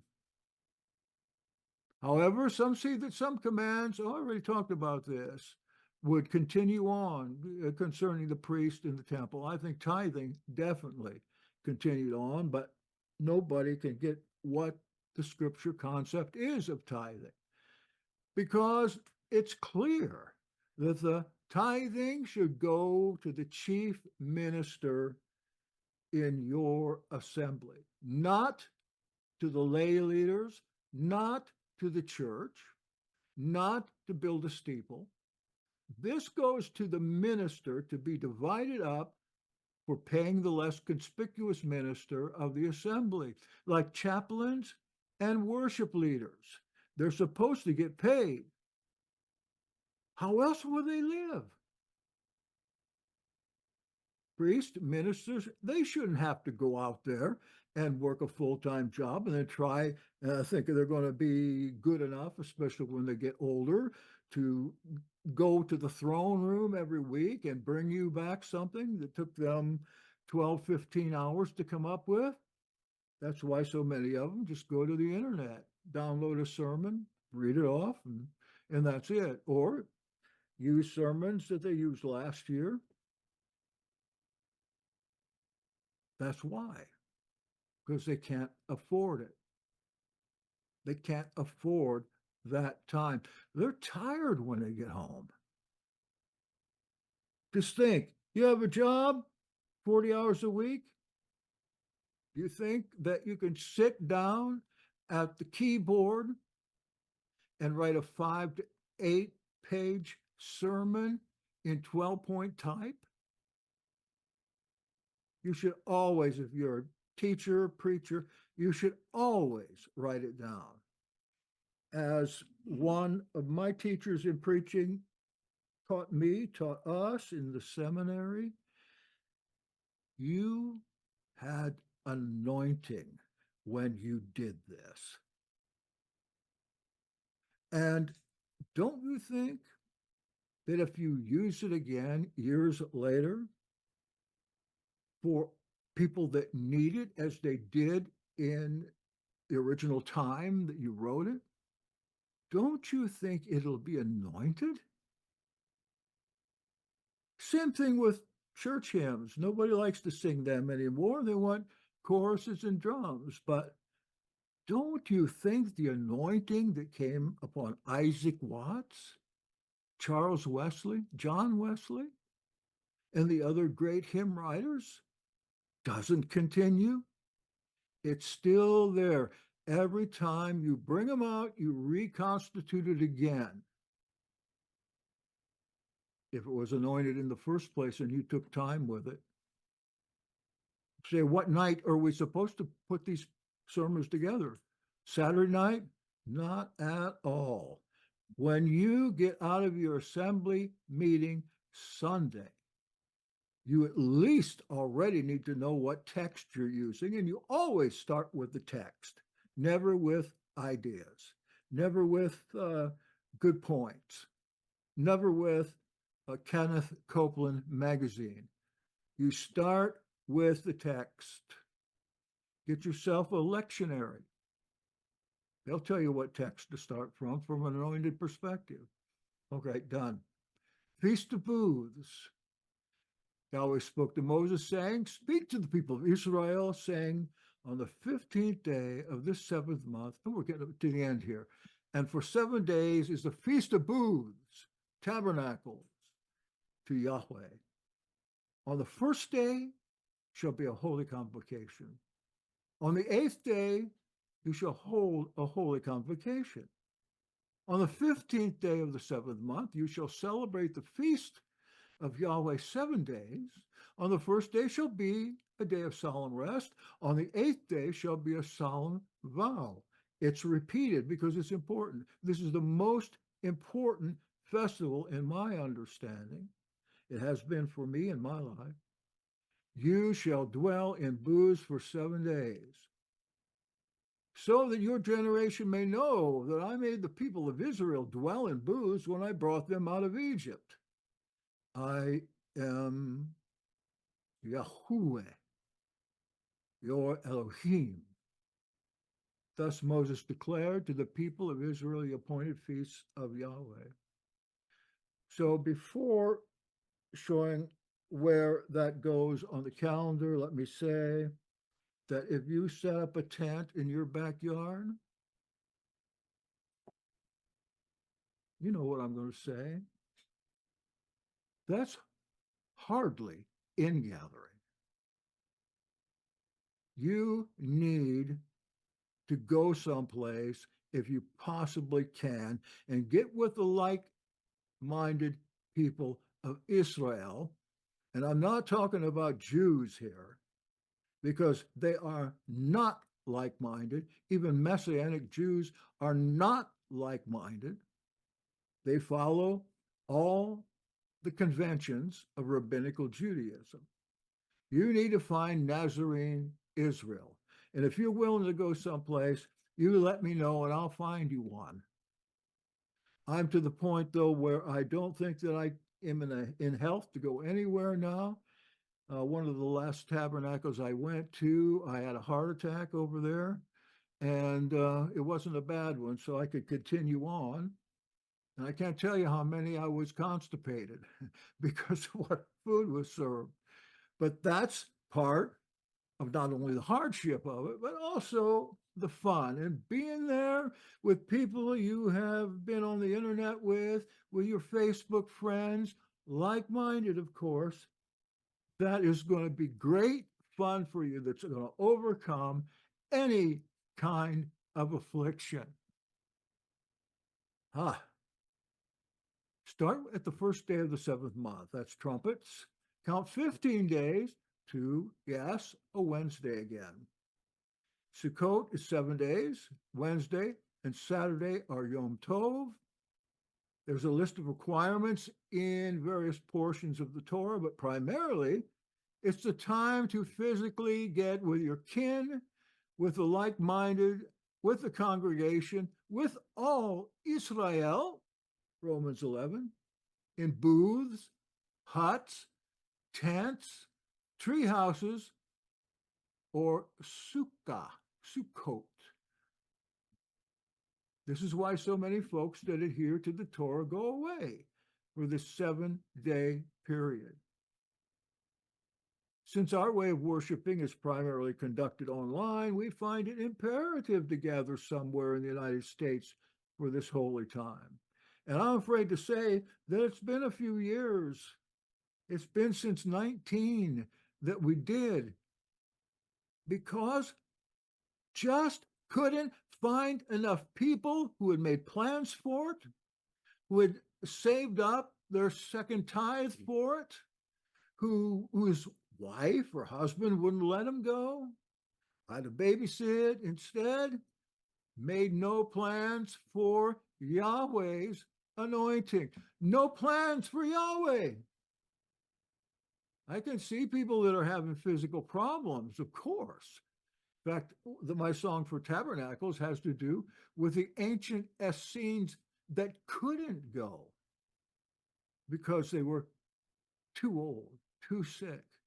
It's a good song. Sometime I'll play it for you. Thus, these days are called ingathering to somewhere in the United States for a holy time.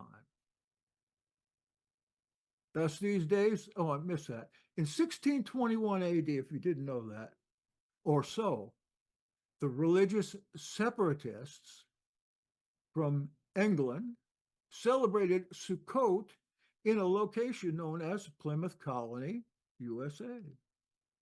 Their practice served as the origin of the present secular holiday, Thanksgiving.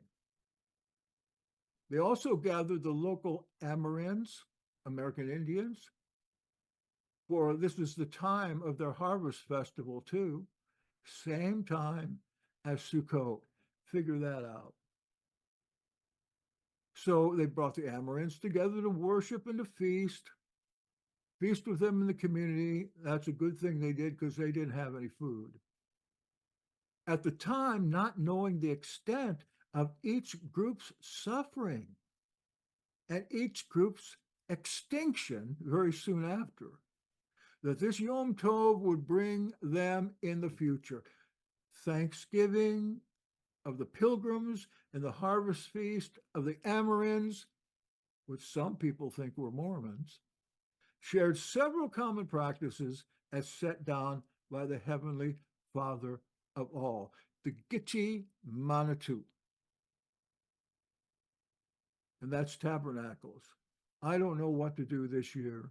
I can't find anybody dedicated enough to save a few dollars to go. And it's getting too late now to find a place. This grieves me greatly. All right, the 8th day. This is the last feast of the year.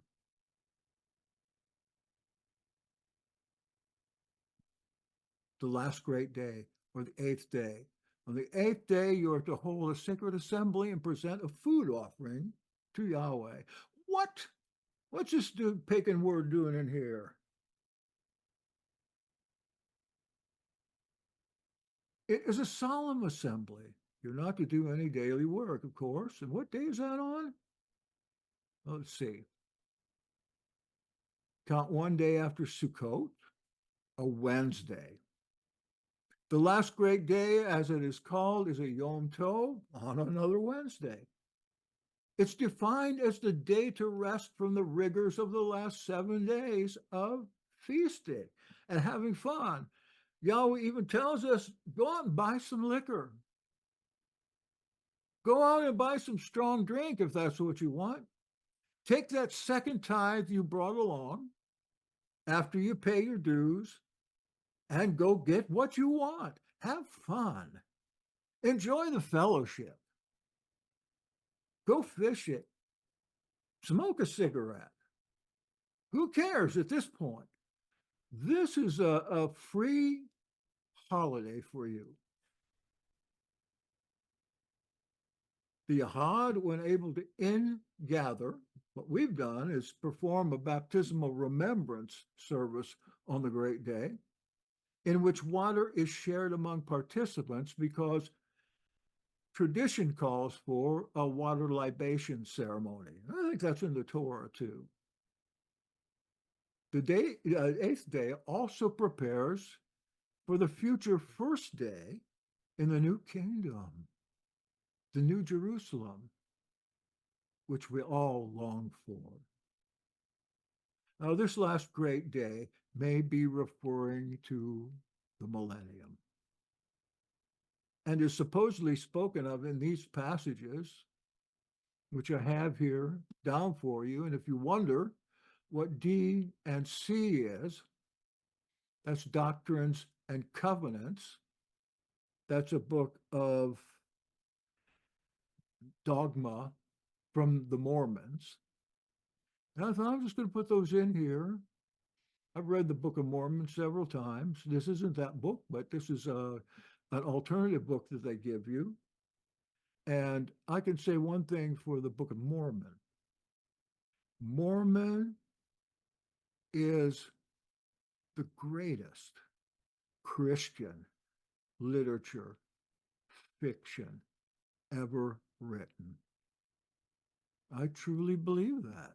It's the greatest fictional, biblical,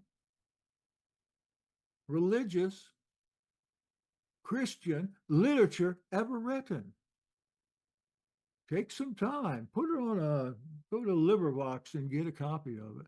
It has nothing but cool things and good things in it. It's Doctrines and Covenants that you might find things that are off, but not in the Book of Mormon. That guy, Joseph Smith, or his redactor or his editor, wrote a marvelous novel. Next, the millennium. We'll just go into this for a minute, and then I'm going to turn it over. I've gone way longer than I thought I would. That's your fault. It's a 1,000-year period to begin a completed world of peace. That's the Chiliaterida.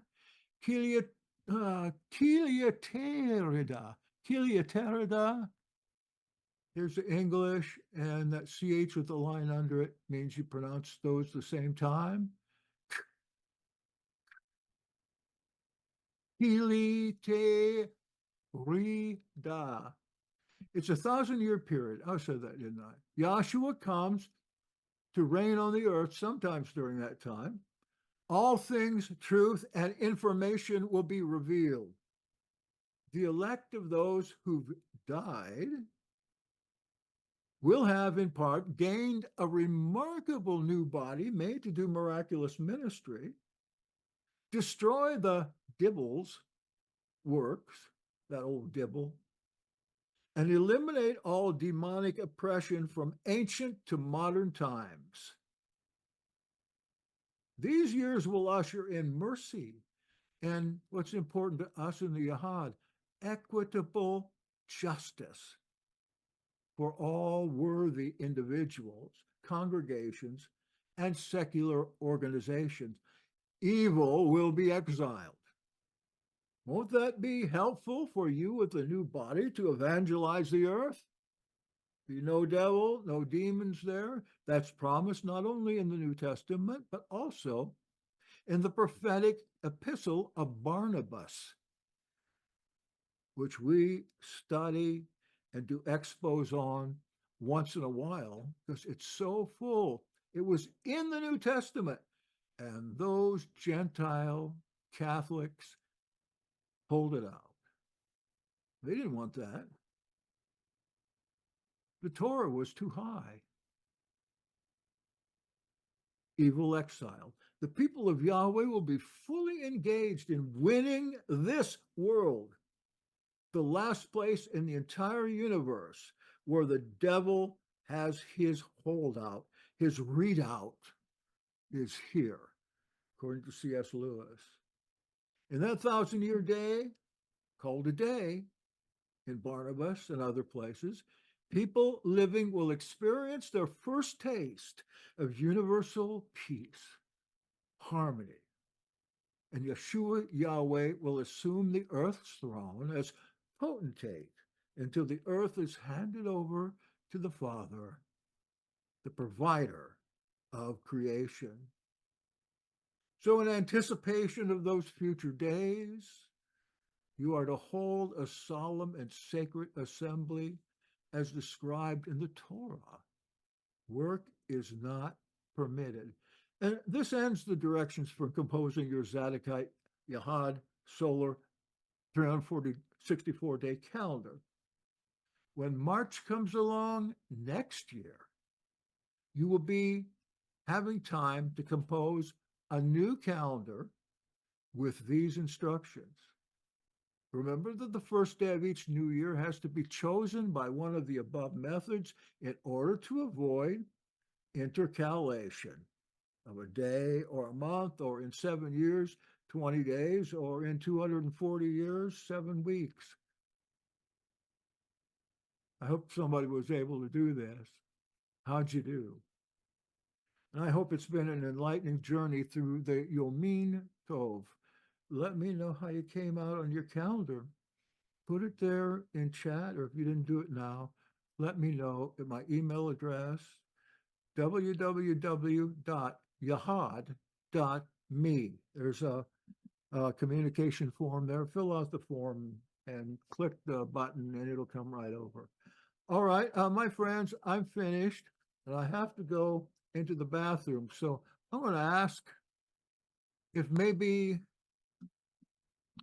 Brother Norman Gray could start in now. I know there's a lot of comments for him, questions answered. I'm going to come back.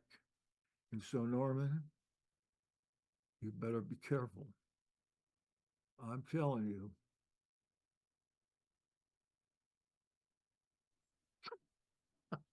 Are you in trouble now? Wow.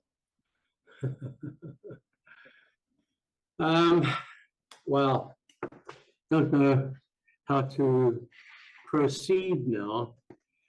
And with all due respect, Mr. Snyder, as the saying goes, a picture is worth 1,000 words. Well, there was 10,000 words there. So I'm not too sure. I've sent a little email request here if you want my calendar so that you can visually see what is going on, then just reply back to me and say, yes, send me your calendar. So I've got it in the chat room. But I don't think it's I don't have enough time now to share my calendar with you, with everyone, because it would not be fair, because there's a lot of detail, as Jackson has said, in my illustration of the calendar that explains how the 365-day year fits into the 364 days works within the 365 and a quarter day year. How did the priests do that? Oh, well, as Jackson, and not just Jackson, if I may respectfully, to say that it's not just many have this problem with how does it work? And it's unfair now for me to be able to now explain that to you because I need as much time. Now, people, you've got to send me your emails. Yes, send me your calendar, but I need Jennifer and Ruth and all. I need your emails. Is it there? Yeah, okay. Yeah, I understand I have share capability, but the problem is, Jack, I was really under the impression that Jackson invited me today to do a presentation of the calendar. And as the amount of detail that Jackson has presented today, I have equally as much detail, not in so many words, more in a graphic, an illustration of a regular wall calendar and showing you how everything fits. I don't know what to do here now. I tell you what, I'm going to go through it real quick, boom, boom, boom, boom, boom, page after page after page, and see. I'm not going into details. I'm just going to hit page 1. There it is, page 2. Grab a quick glance. But everyone, you've got to send me. Okay, Jennifer, you've done it right. Okay, great. All right. So, Professor, don't close me down until I get all these emails. So, all right. So now I need to be able to share. I need to be able to share. And Professor, can you make me, how does this work? I need to share my screen. Co-host, brother, just use the share button there, share screen button. It should open what you've got open on your computer. Okay, so I know share screen. There is that it? Yeah, share. Multiple participants or just one participant? There's a green button. It looks like a file folder with an up arrow in black. Yeah, I got it. Yeah, but it's asking me one participant can share at a time. I guess that's good enough, right? It's just me. Yeah, okay, let's see what happens.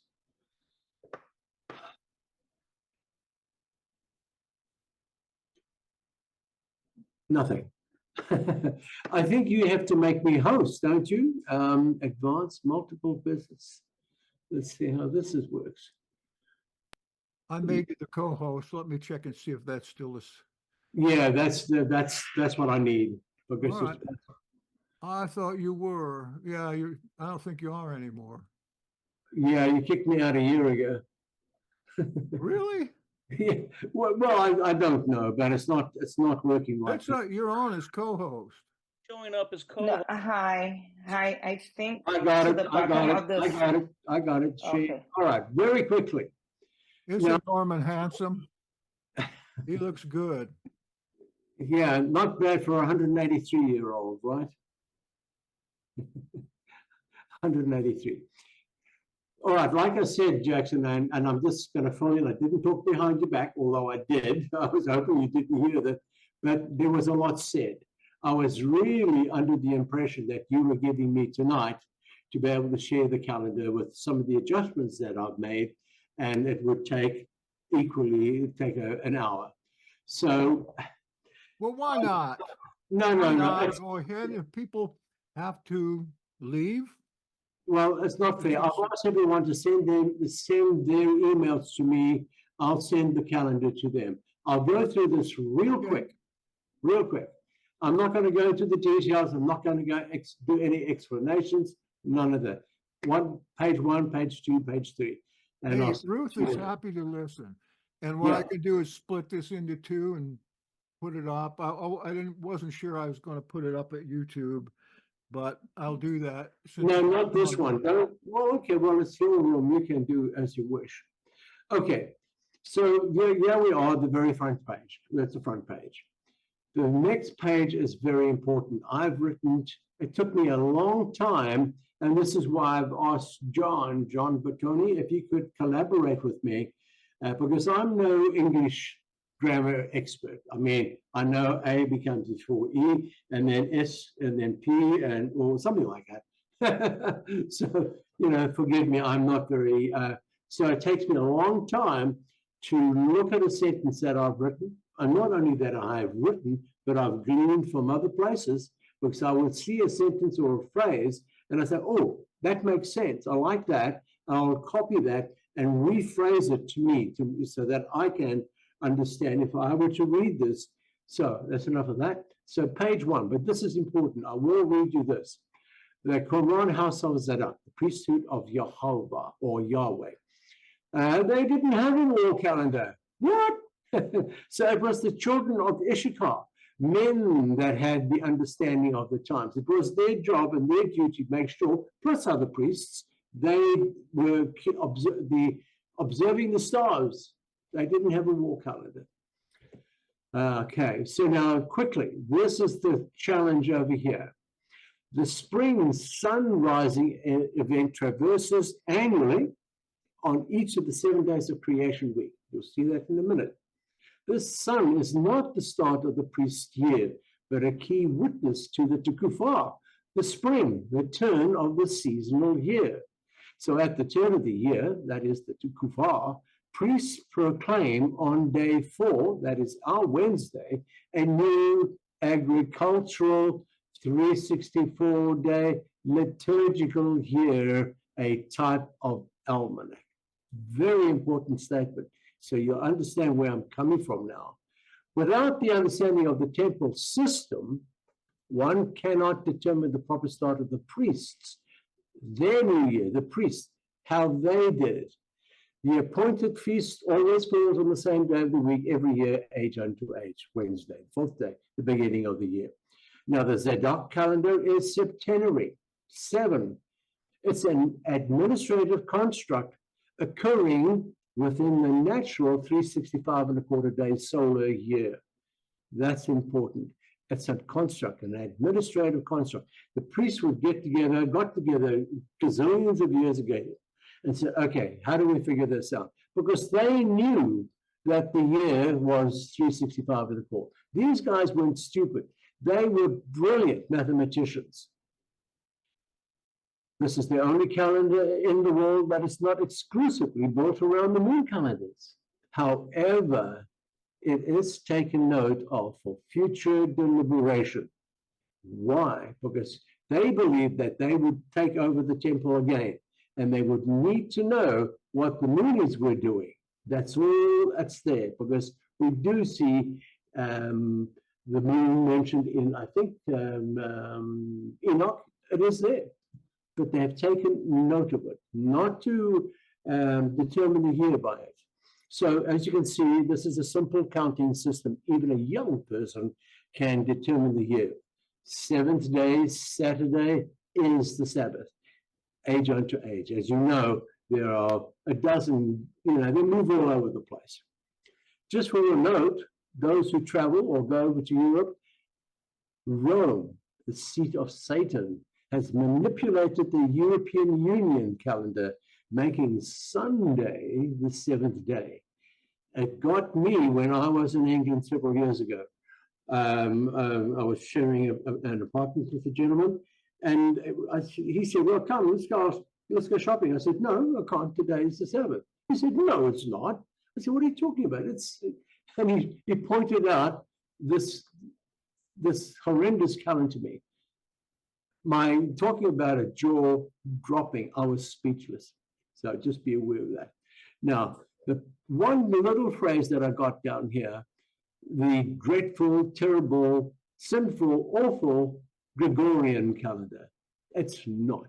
A calendar is only a system for reckoning units of time. All calendars are, for the purpose of assembling the community for worship, business, agricultural, social, other, even the Muslims. Everybody's got a calendar, and that's the purpose of the calendar. Now, I know that several years ago, it was asked, do you want to do the Zadok calendar showing the Gregorian, not as the primary, but March at the top? Or shall I start with the Zadok at the top and then March, April? And I think everybody, and we're so familiar with the Gregorian calendar, I think everybody's comfortable with that. So before I get into it, I'll show you in a moment. There's a couple of illustrations here I want to show you real quick. There we have this. Now, this was a challenge for me years ago. I couldn't understand what the heck Enoch was talking about. And again, years ago, I came across a gentleman by the name of Jerry Morris. Wow. This gentleman, his profession was a land surveyor. And how the heck these guys sort out one farm's property to another, and he says, well, this is your boundary. You have to be a genius to figure that out. And he looked at it, and his advice, and what he did, he said, okay, don't talk about it. Don't give me these mathematical formulas. As with all due respect, Jackson, you gave an excellent presentation. But as I've said, a picture is worth 1,000 words. He said, draft it down on a piece of paper, put it down. He said, this is day 1, this is day 3. Just draft it down. So here we have what Enoch says in the first, where is it? I can't, my camera's in the, in this way, he rose in the first month in the great portal. Here's the great portal. Here's the first month. And he shows you 1, 2, 3, and 4. This is the year. So the sun comes through this little spiky thing that I've got, the window, or if you like, a gate. And it comes into this portal for 30 days. It goes out, and it goes in through this window into this portal. Goes out, comes through this little window into this portal. Then he turns around. This is what he says. And it returns to the east. So the sun appears to return. It doesn't literally change its mind. It's the way everything moves through the universe. It's not a flat earth. Nothing's rotating around the flat earth. The sun, the moon, everything is rotating through the entire, our galaxy and the universe. So it appears to turn back. And now it enters into this window or gate, into this portal, the 6th portal. Sun traverses each portal twice in the year. Here it's gone there, and it's here returning. So there's the second time. And so this is how it goes each year. This is your hot season above the equator, and this is the cold season in autumn, winter series. And here's the sun rising due east. This is how the priests in their temple observe the rising sun. All right, so now next one. So I think most of you guys have seen very similar constellation illustration. It was just for me. Read this little stuff up here. I'm not going to bother you with it, but I'm showing you here that Yahweh's new year begins in March, mid-March, 20th, 19th, 20th, 21st. And this is Rome's new year beginning in the middle of winter. So it gives you an indication. Now, I believe there was a question about, somebody was asking, are we not in the era of Pisces now? Yes, we are. But how do if I were to move Pisces up here, then that's winter. This is all the winter seasons. So I'm leaving that alone for now. If anybody's got a brilliant idea, please let me know. Okay, so I took this out, but I decided to put it back in. This is not the Passover meal. This is a family gathering and the 12, their graduation. And they are preparing for Passover and unleavened bread. You can read the rest of this. It's important, but this is not a Passover meal. That's where a lot of people go wrong. They say the Passover meal is when Christ was crucified. Yes, he was crucified on the 14th, but he could not have eaten it. He's dead already. So as you can see, I'm going real fast. So I'm not going to go into month 1. Yeah, let me do that. Let me go into month 1. There it is. Month 1. Come on, there it is. So, before we get into all this, yeah, I've repeated this as simply as a diagram to remind you of this thing, of how this works. So yeah, I've got it on each page. And basically what I'm showing you here, we're now in the 4th month in spring. Here it is here. And this is the issue that Jackson and I have. For some reason, and I don't recall why or how, Jackson says that it's here that I, or I believe you, say no. If the sun arrives on the 4th day, you have to put an extra week here. No, I don't know where anyone got that. It doesn't. But I'll show you what actually happens in a moment. So, okay, now we go into the next month, April. And yeah, we have, as you can see, I've got information. All this small print is there for a reason. It's imperative that you read the small print. I didn't put it there just for fun. It's there to verify. Oh, let me just go back one. Preparation day. Let me go back one day. Yeah. Down here. You know, the scripture says on the 10th day of this month, you are to set a lamb aside. Here's the 10th day. His disciples wanted to know where to prepare the Passover. And he was told, well, follow the man carrying a jug of water. Follow him and he will take you there. And so I believe that it is here, the 10th day, that is where the Lamb, Christ, had to be. This is where he held the Lord's Supper. This is the night that he was betrayed and arrested, this evening. He was now taken into prison. And the reason why I believe that is simply because if we go here, most people say that the Lord's Supper was over here the night before the Passover. There's not enough time. Because if he was arrested here at approximately midnight, just remember, our day starts at the sun up, not at sundown. So this represents the midnight, this black line. So this, if he was arrested here at the 9th hour of midnight, and he was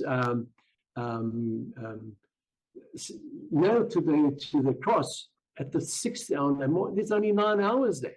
Not enough time to go through what he went. So just food for thought. You don't have to agree. And here I have further information of why everything that I have in here is not. I think I've written it down somewhere. This is not of my reckoning. I think I've got it down somewhere here. It might be here.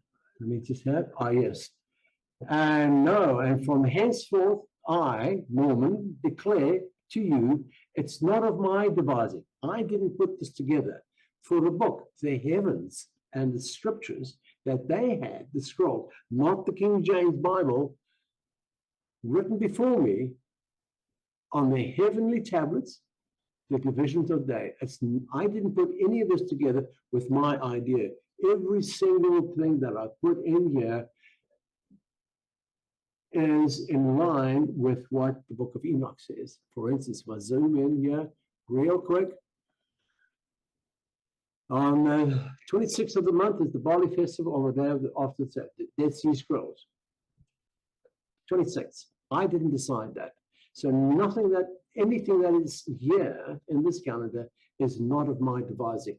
You'll see one or two other dates. I had others, but I took them off because I wasn't too sure, and I'm still not sure, of what cycle of the priestly cycles we're in, because I had, and it would say in the cycle of Joe, this is the day that it occurred.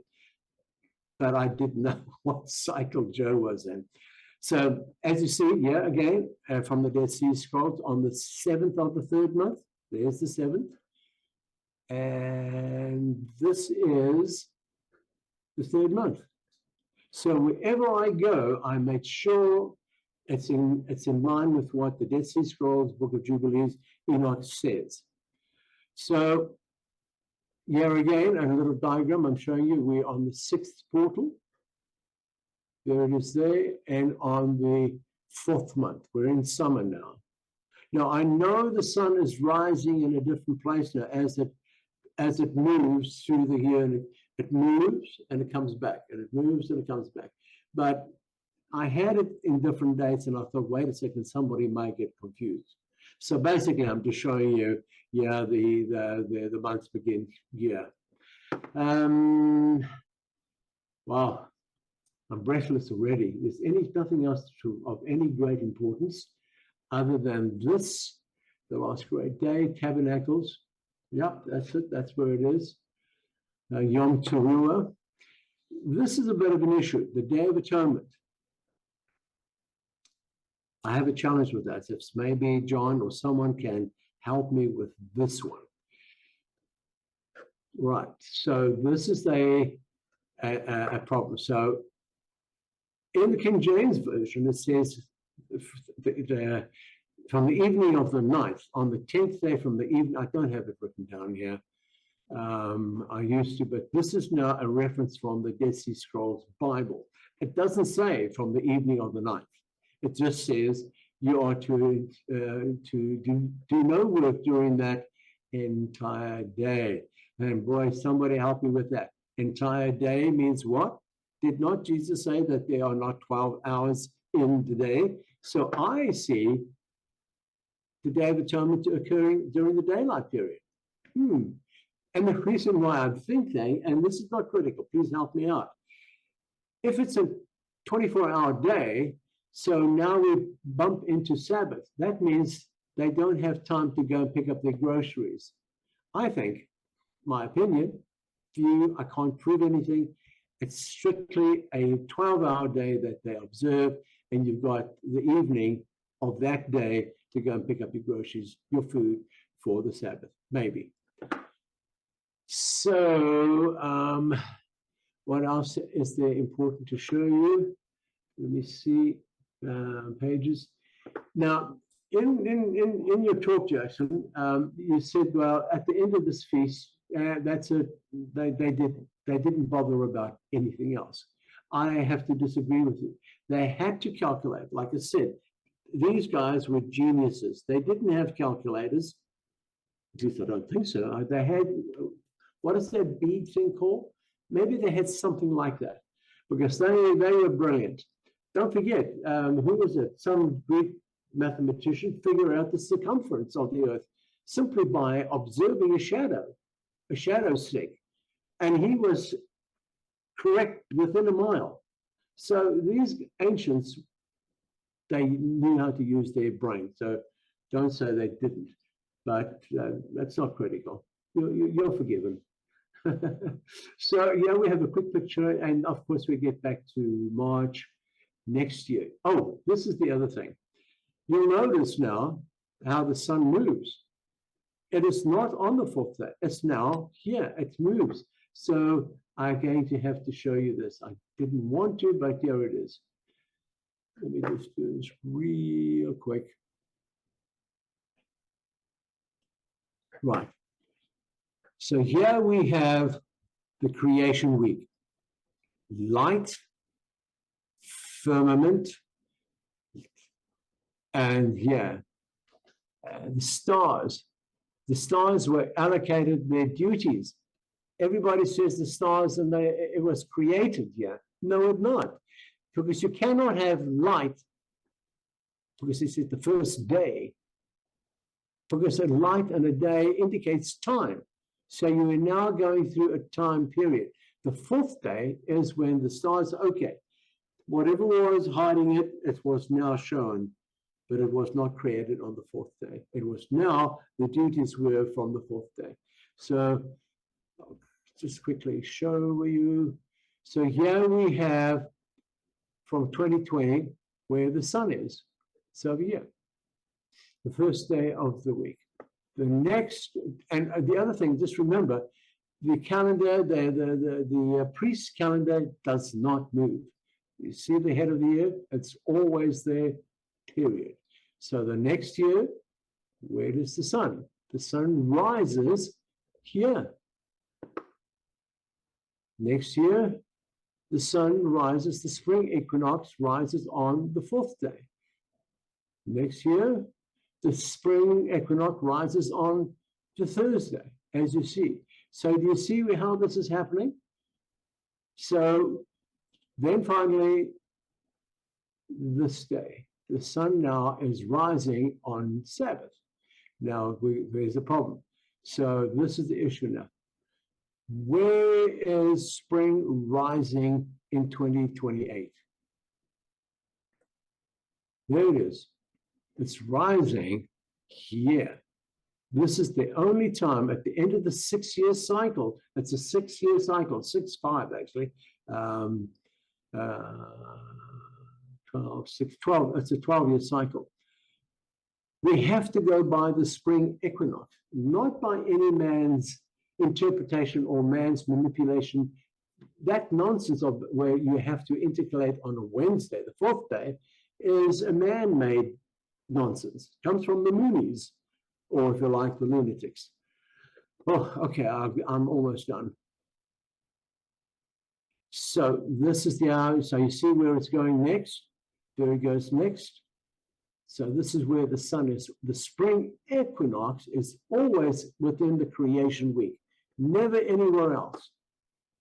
There we go. The last, almost second to last, there it falls again, and then the cycle repeats. It returns here every 12 years. It goes on and on and on ad infinitum.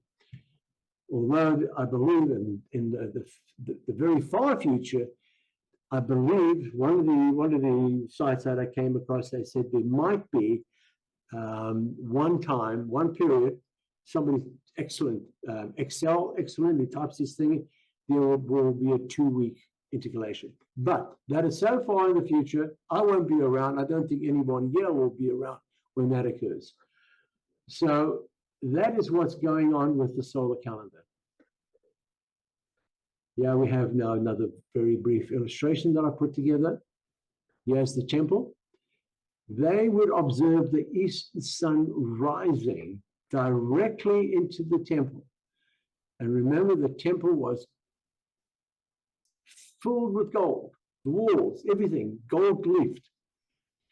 And when the sun shone through twice a year, it would glow. It would be so bright.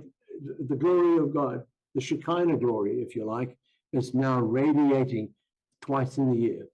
These little guys, I'm not too sure if it shows summer and winter, the not the equinox, the what do you call it? Solstice. How it worked, I'm not 100% sure, but there is a connection to these two guys, Jachin and Boaz. Okay, so now you've seen this type of illustration before. Here we have the clock. The outside circle is the biblical hours. The inner is the civil calendar. So Yeshua was crucified at the 3rd hour in the morning, which would be our 9 o'clock in the morning, and he died at the 9th hour when the sacrificial lamb was slain. This is when he died here. And yeah, it's between the 2 evenings. Yeah, it's another interesting thing, but yeah, it's a 24-hour. And this is where I get where Yeshua says, is there not 12 hours in the day? Yes, always has, always will be. And 12 hours in the night as well. And the quote, John 11:9. Whoa, so read all this interesting stuff. You'll see how these goodies. Yeah, we have here a final drawing, the great year. We are in the age of Pisces. Yes, I agree. We're over here somewhere transitioning between Pisces and Aquarius. We're not there yet. We're somewhere here. This little statement says, this century brought the decline of church powers, specifically Church of Rome. And they can only advise. This is a decline in the forces of Pisces and the great religions. The religious sacred cows are falling and should continue over the next periods of time. We're transitioning into the age of Aquarius. Since we are within 1 degree of a new era, Yeah, and that 1 degree can be a long time. We don't know. We're sliding into the change gradually. These questions are not answered by absolute fact, but only by observation. And this is what the ancients did. They were so clued up on the Mazzaroth, the stars, how everything worked. This is what we have to follow, not man-made rules and ideas. And I think this is how it should be done. No, follow the stars. Is there anything else here? For those who might be interested in helping me with this is a toughie. Why is it going to my page? I seem to be hanging. Okay, I seem to be hanging. All right, it looks like I'm done. I don't know why I'm hanging. There we go. Yeah, this is 1 year of the priest cycle. They found Gamul in the 2nd year, beginning on the 4th day of the week. And yeah, we have Shekinah, Shekinah, and it goes through the 12 cycles. The Gamul starts again, but it doesn't start. When you come to the end of the year of the cycle, it doesn't go back to Gamul, it goes to the next priest. It goes because he now starts the next cycle.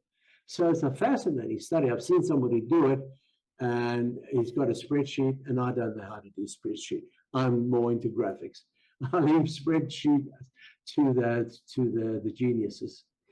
I don't think there's anything else really to share with you, because these are just notes. I think read this, what's going on. Yes, I got this from First Chronicles, this telling you the amount of priests that were in the temple at one time. It's a fascinating study how they would come in on the Sabbath. The serving priest during that week, he's on the Sabbath, but the next priest comes in on the Sabbath as well. In the morning, he then offers the morning sacrifice. The priest that was in the previous week, he serves the afternoon sacrifice, and shalom with the now priest coming into his week. That's a fascinating study. So one final little thing, and this is the Essenes, these so-called Essenes. And I don't know why people continue talking about the Essenes, because if you read and see, these Essenes are supposed to be such wonderful, loving, caring vegetarians, and they wouldn't harm a fly. But if you read, you know, the guys at the temple, in the temple, and the general public were at each other's throats. So, were there Essenes? Yeah, there were.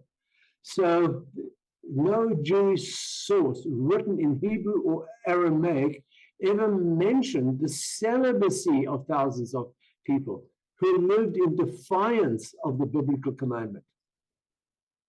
They were supposed to be celibate. Now, the Torah demands expected marriage and procreation. There is no Hebrew or Aramaic source that is familiar with the word Essenes or Essoe in any way. This is all misleading nonsense based upon historical inaccuracies, hearsays, and false presumptions. So me and the Essenes, were there Essenes? Yes, but they had nothing to do with the temple. Some may have, who knows? But anyway, woo! How did I manage to get through that in 5 minutes? I don't know, but you did a great job. What esoteric knowledge. So see, Norman is my mentor on this. I always go to him when I have a question. Of course, I still don't agree with him completely, but I brought him on here because I don't know either. The start of the year is a 50-50 prospect because it says nowhere in the scrolls how the year starts. Besides the fact we know what day it starts, but we don't know how the week comes out that way. We don't know if there needs to be a first day or a last day. First day of that week. And Norman says yes. Yes, No, he says no, and I say yes. there's a lot of information that is not in scripture, and we have to dig outside of scripture to find out. This is the issue.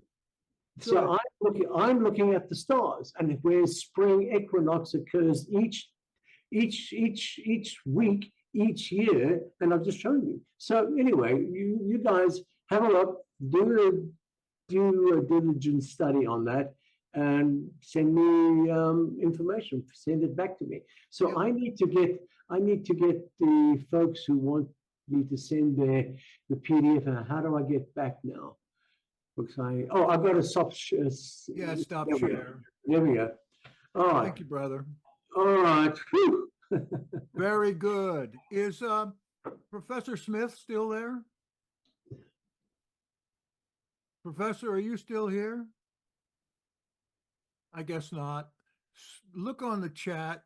I have there how to get Norman's calendar. If you didn't get it again, you can download it from the link I just put on there. And here's Jean Baton. No, wait. I've got, this is new. What I've just shown you now is very recent. The one This that is I just, sent. you sent this along about probably less than a week ago. Oh, okay. Well, then that's basically it then. Good. Okay. As far as I'm concerned, you could pass that around to your Enoch friends, especially because of the material there that Norman just talked about, because that is really good, really deep, really esoteric. Now, that calendar that I've got and the information that Jackson had just shared with you, use that as a template. You don't have to agree with what I'm doing, but I've got the Gregorian and the Enoch calendar all tied together so that for this year, only this year, because I would have to change the Gregorian for each year. But basically, once I've got my template done, nothing changes other than the Gregorian. So next year I'll have one as well. Great. You think we ought to take a word by John Patton? Yes. He really talks a lot. Okay. I know, absolutely. I've asked John to collaborate with me on this to help me with a few things. Okay. You think I talk too much, Brother Oh, Jackson? you talk a Tell the lot, truth. but everything you say is really good. Well, I don't know about that, but I wanted to Don't get clarify me in because trouble I'm this not. late, okay? What? Don't get me in trouble this late. No, I'm not going to start a fight. All right. I just want to clarify because if I'm not clear, I don't know. I'm sure others are not clear. So Jackson, you said there's a Sunday, so the equinox comes like this week was a Tuesday. Now you're saying we must pass a Sunday and get to the next Wednesday. That's what you believe. Yes, I think that these Essenes would take their knowledge from Genesis 1. They talk about the Torah in many respects being prophetic. Prophetic, as far as what else he said, it is fine. That could be, but there's a 50% chance of either way because nobody knows. There is no literature available yet until it pops out of the ground that tells me. I don't like to be out of coordination with him, but I feel strongly about this, and a lot of other people do. As I said, I took a poll, and about 33% used the Sunday as the first day of the week, because how can you have a fourth day of a week? What if you had only just said in Genesis 1, on Wednesday, the sun, moon, and stars were created? There's right. So you're days. not. So am I wrong in thinking that you're starting your calendar day one, this Wednesday coming? Yeah, well, I start my calendar when Norman does, but I am a proponent of having a Sunday in the week because I believe the Essenes would do that. However, neither one of us has the goods on when, and neither does anyone in the world. Well, Oh, yes, so you- There, You're confusing me with an unclear answer.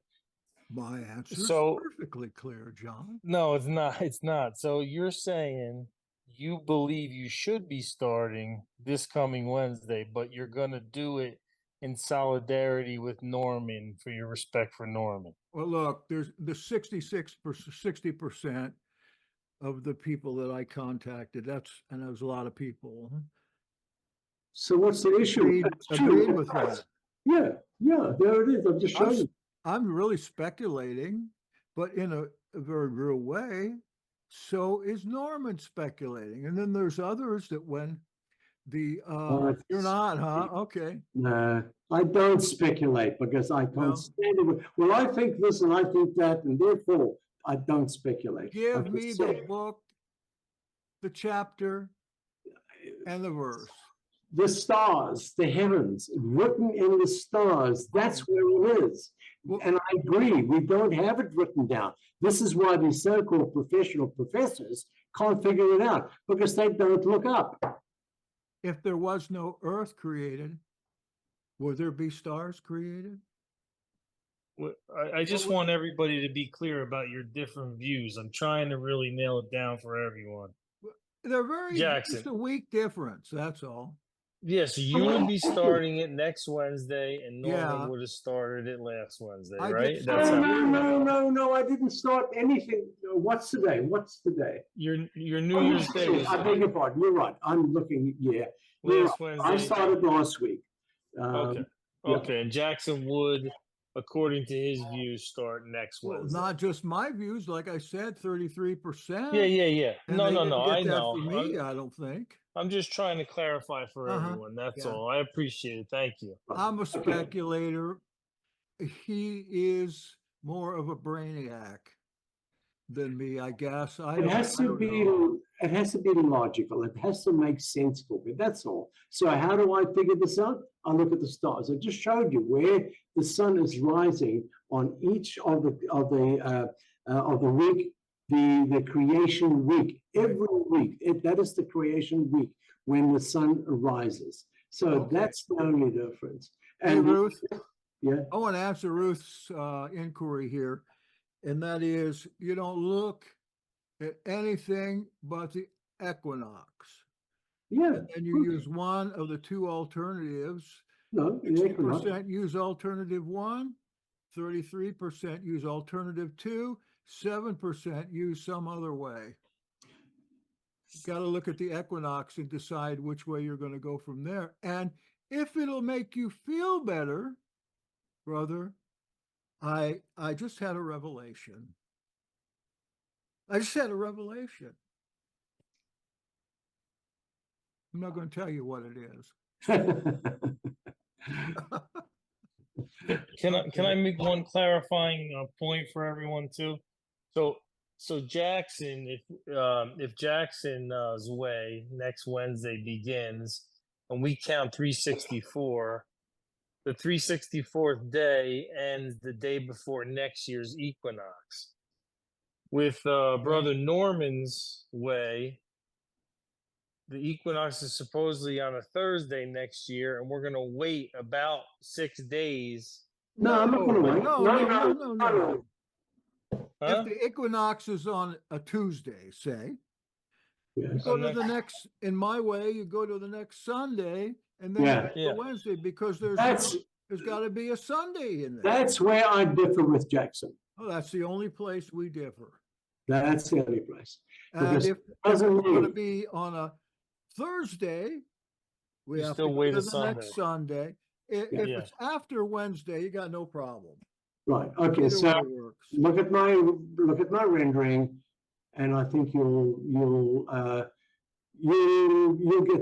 get it. But you know, yeah. Read the directions there. Hey, Now, Ruth look, is on here. We need to get her on real quick. one final note. Okay. I didn't figure this out by myself. I'm not that smart. Things have to make logical sense to me because this movement that you're referring to, that really bugged me for years, 10 years. Just recently, I would say the past 2 years, I came across a gentleman who studies the calendar, and he's a Trinitarian, Sunday keeper, antinomian, everything's done away with. But his big subject is the calendar. Surprise, Enoch.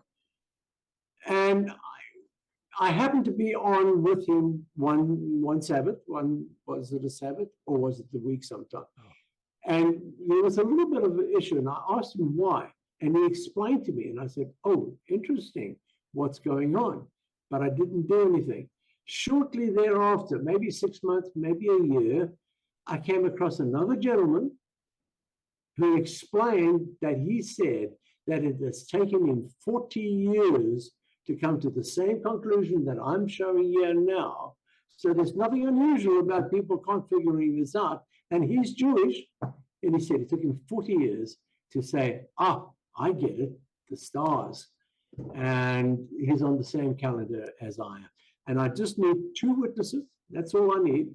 So there's 2 plus myself, and hopefully there's got to be 1 or 2 more out there. But His other everyone, witness is Joe Biden.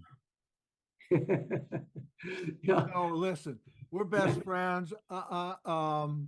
yeah. I would say you got to study a little bit to understand it, of course, but at least you got the directions and the alternatives that you can go ahead and put your calendar together. And that was the reason that we did this tonight. Now, I want to call on Ruth because she's been waiting for a long time. Are you there, Ruth? Yes, I am. Oh, hi, Good Ruth. you. It's morning for us over here. Thank you so much for both of your presentations. I really appreciated looking at both alternatives. I just wanted to understand from both of you how we transition from year 1 of creation into year 2 of creation. Because if I understand correctly, from year 1 of creation using Brother Norman's method, as soon as we finish the 364 days, we enter into the first day of the year. With Brother Jackson's method, we would wait several days, or I don't know, however many days until the equinox happens, then Sunday, and then the following Wednesday to start the year. So from year 1 to year 2 of creation, from the beginning, we're actually not working on a 364-day calendar. We're actually working on, extra days, which we call non-days, but in reality is more than 364 Yes, from year 1. Yes. So yeah. I'll I be guess the happy. issue- Let me go ahead and do it before I forget it. I got a All right. very short memory. And that is, after the 7th month, this calendar is moot because it has no value or use after the 7th month. So it doesn't make any difference where it would extend out, even if it would extend out past the beginning of the next year. It wouldn't make any difference. Now, we are completely used to 365 days, and then the next day starts again. Now, of course, that's a calculated thing, and it's right when it comes to the solar. But the equinox is used, which is the same amount of time as a solar year. So what I'm saying is if you use that equinox each time and the same formula you used for the year before, it's going to come out right with never any added days. There's never going to be any kind of intercalation. And we worked this out 200 years. I don't know if that was enough, but a fellow named Mordecai, some of you may know him. He's very In fact, he's very much on the same as I am, believe it or not. Yeah, he went and took that formula and worked it out 200 years. I wish he'd gone 2,000 years. And he said, you're right. Despite whether you use Norman's way or my way, there's still not going to be any intercalation needed. Now, all of the top university scholars say there is intercalation needed. Maybe you'll go 7 years, you don't have to put some in. Maybe you'll go 70 years, you don't have to put some in. But if you work it out, there is an engine that will do that on a calendar site, or get in touch with Mordecai. Then he'll tell you he was like, his mind was miraculously changed. He couldn't see how 364 days could go into 365 and a half and not have intercalation. Yeah, of course. Okay. Yes. Does that answer your question? Where are you, by the way? I'm in Malaysia. Oh, wonderful. Well, yeah, You must be mean, pretty sleepy by this time. no, it's actually morning time here. It's 11 Okay. o'clock in the morning. So, lady in Malaysia, get my calendar, look at what I've got, how the sun rises in the creation week each year for 6 years. And then where does the sun rise after the 6th year? It has to be in the creation week, not somewhere that a man has decided that, oh, because it's falling on a Wednesday, we have to increase. We have Wait to. a minute. Now, wait a minute. What man decided on Genesis chapter 1? I beg your pardon? Is Genesis chapter 1 a man's decision? No, no. Okay, so why in the world would these guys that are so scripturally adroit skip those days from Genesis chapter 1, which they used? Who said he's skipping it? Nobody's They are skipping it. skipping it No, because there's no first day. of to course that there's the Genesis. first day. There's first day. I've told you, I read it, that there was light made the first day. Then there's the second day, the creation day. Third, fourth, 7 days. I'm not missing any days whatsoever. Well, None. because of when the equinox comes in. They're going to start it in the middle of the week. No, it's going to start wherever it falls in that creation week. It'll fall on a Sunday. The next year, it'll fall on a Monday. The next year, and so on. It'll drift through over the years for 6 years. And then on the 7th year, which is the first of the next cycle, it arrives in the creation week. That's where the sun will always rise in that creation week. Don't forget, that moves. The priest calendar doesn't move. Well, But anyway, okay. listen, I love you, man. Yeah, I And get. you have a 60% chance of being right if people are to be polled on this, or you have a 50% chance of being right because there's nothing that tells us this. Well, if anybody has questions to me, speak to me directly, Okay. and I'll do the best I can. Now, Jackson has sent. I see. I've lost most of the people that put their emails in. So I hope that Jackson has given you a link to the calendar. Yes. Click on that and save it somewhere. And when we've got time, have a look. Email me. My email should be there. You don't have my email? Will my email be attached to that, Jackson? Well, if they send in a contact form, as Yeah. they have always in the past, I'll send that on to you. Right, that'll be. And I consider Norma to be above me. I have trouble, of course, understanding these astronomical calculations, but I don't suppose that the Essenes did. So I can only be 33% right, possibly. The Zadok priests, the Essenes had nothing to do with it. Yeah, we got. I'm going to meet with you one day, Jackson, and I'm going to rip that word out of your mouth. I should come up there for a seminar, huh? Right. Everybody like to go to Toronto with me? Yeah, come on up. Well, okay, then I have to take up an offering.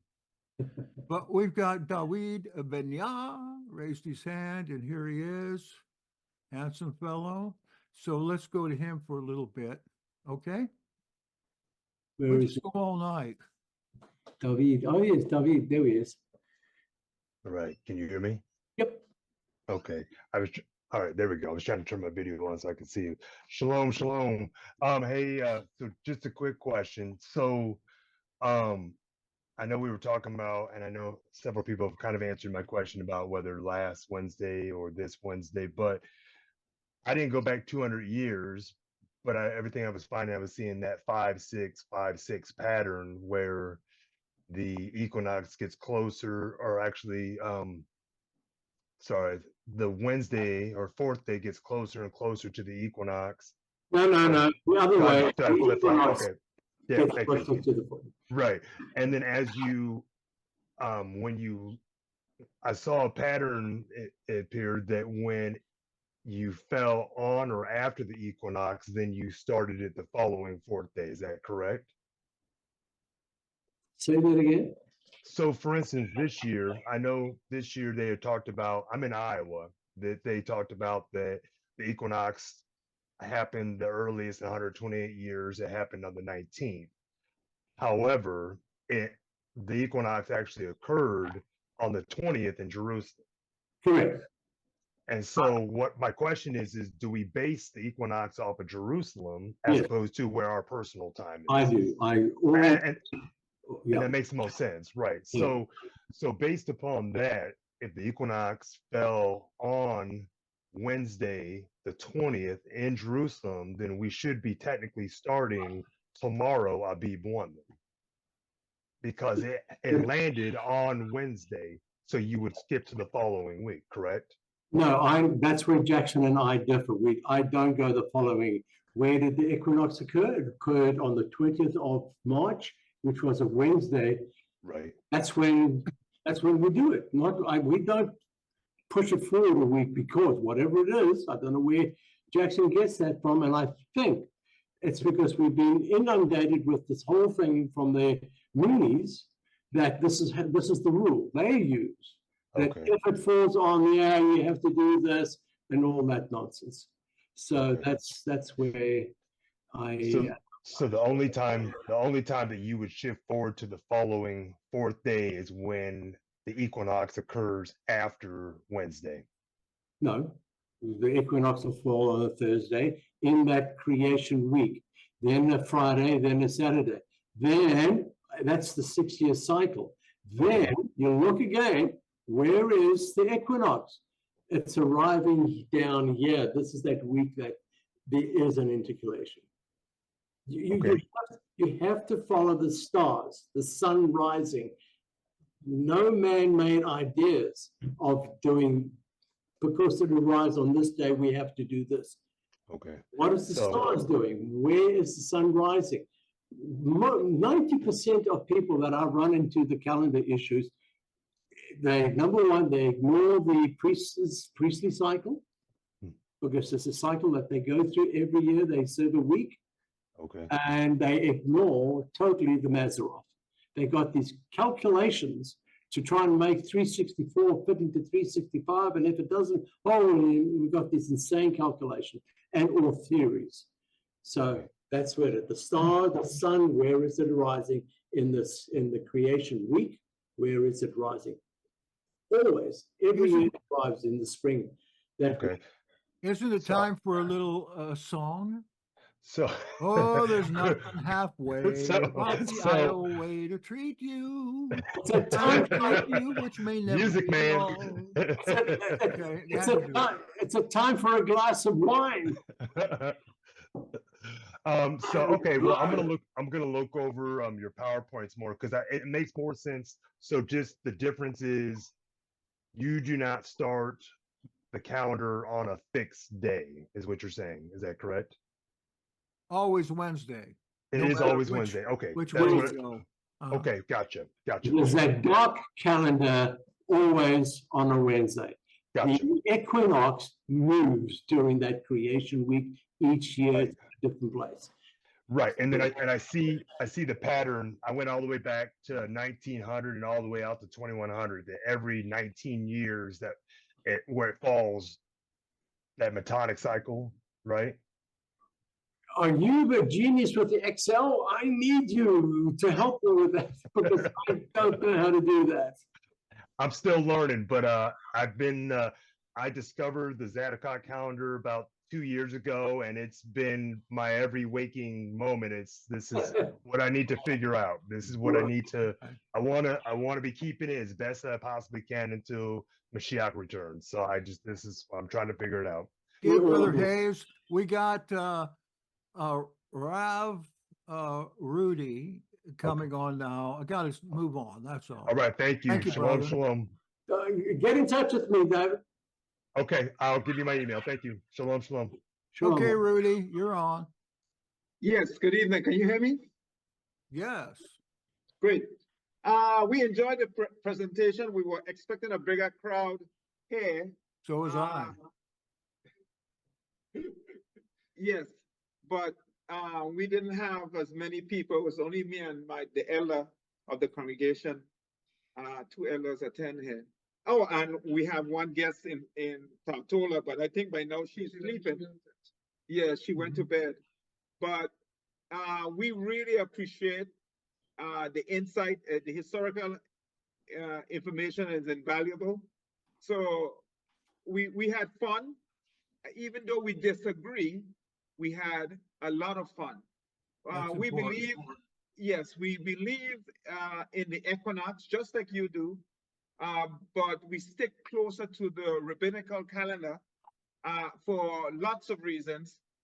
Judah is the only name in the covenant, and anti-Messiah comes in Daniel 7:25 to disrupt moedims and laws. So the only things that are connected with these feast days, even Yeshua says, you worship what you do not know, but we worship what we know. John 4:22. So we believe that Yehuda has it right with their information, because we also are a witness to them, that we are concerned about keeping the Torah accurately, and therefore we don't drift too far. The first new moon after the equinox is the first of the year for us. Again, you know how much that the Masoretes of the Pharisees and rabbinicals have misdirected us on the Torah? Totally. Huh? yes, I could see the points. The problem is, we as believers are not, we are told that there is a root that bears us. We are just but branches. So how do you fit in the concept of being branches on a tree that bears the understanding that we need to secure?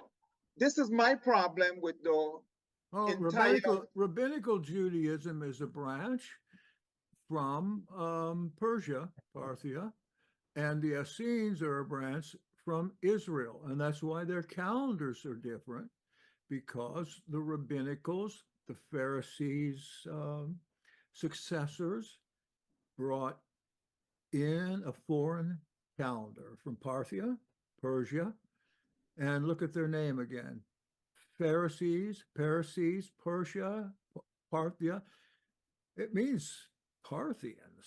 So the Essene branch comes out of Tabernacle Judaism, which goes to Temple Judaism. And at one point in time, the Pharisees took over the temple. And that's why we have, instead of a pure Judaism coming up to us in the 21st century, because of a usurpation back 2,100 years ago. And I consider it a false branch. But if it comes from the Hasidians, which were true Jews and the main branch of Judaism clear up till the 1st century, if it comes from them, that is a purer form. And we know that this calendar preceded the Masoretic calendar that you all use today. But it's best for you, if I may say, I know this man and I love him, to continue your studies, And Yes. time will or won't come that you'll change your mind on it. However, if you don't, and if Elohim decides you shouldn't, that's okay too. Right. We see that because of the zeal.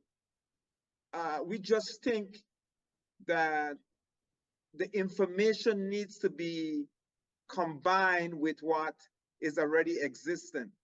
The first mention of Shabbat is Genesis 1:5, but people do not really use that scripture in that way. It is repeated again in Isaiah 66, 22, from one new moon to another, from one Shabbat to another, because the full cycle is from Shabbat to Shabbat. The So- word moon is not even in there. Yes. Go look in the Hebrew. Yes. Again, it's an interpretation of what the Hebrew is trying to convey. Yeah. But yeah. you know that there is in Genesis 14 the greater light, actually 15, the greater light to rule the day and the lesser light to rule the night. So the moon and the star, the sun was definitely set up to govern his moedims. But if you choose the sun only, then it becomes a little more complicated for us. Okay, well, the There must moon, be, Enoch sorry. also, the book of First Enoch that the rabbinics won't accept. They don't allow you to read because it came from an earlier perspective from that. It will tell you where the moon is in each Okay. one of these feasts. So there's Okay. a chapter there on the solar calendar, and then there's a chapter on the moon that follows on with the sun. But if you just use the moon, what are you going to do with that 13th month? I don't mean to put you down. Like I said, I do love you, and he's part of our rotation on Shabbat. Yes, yes. So, we you are, know- we are upgrading our system and we are getting Okay. better. So we shouldn't be failing the next time we come around. Diversity is a very good thing. Amen. Can I jump in for a second, Jackson?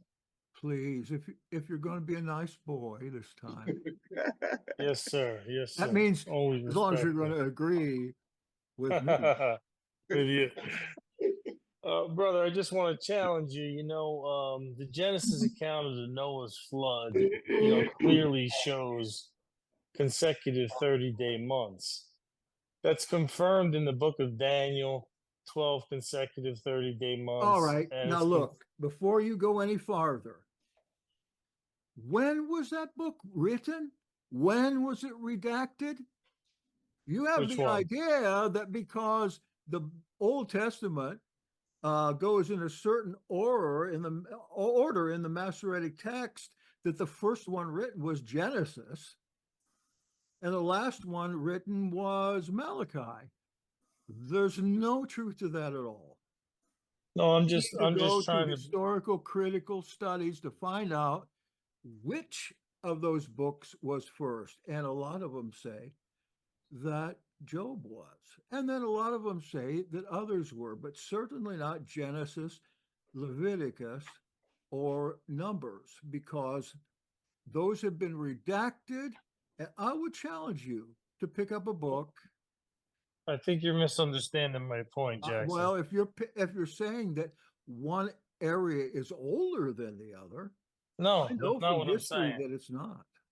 No, I'm pointing Okay. out to the brother that the Bible shows clearly the 66 books that people accept as canon, that many people don't accept Enoch and Jubilees. I don't try to accept appeal to any of them. them. Excuse me? I don't accept any of them as canon because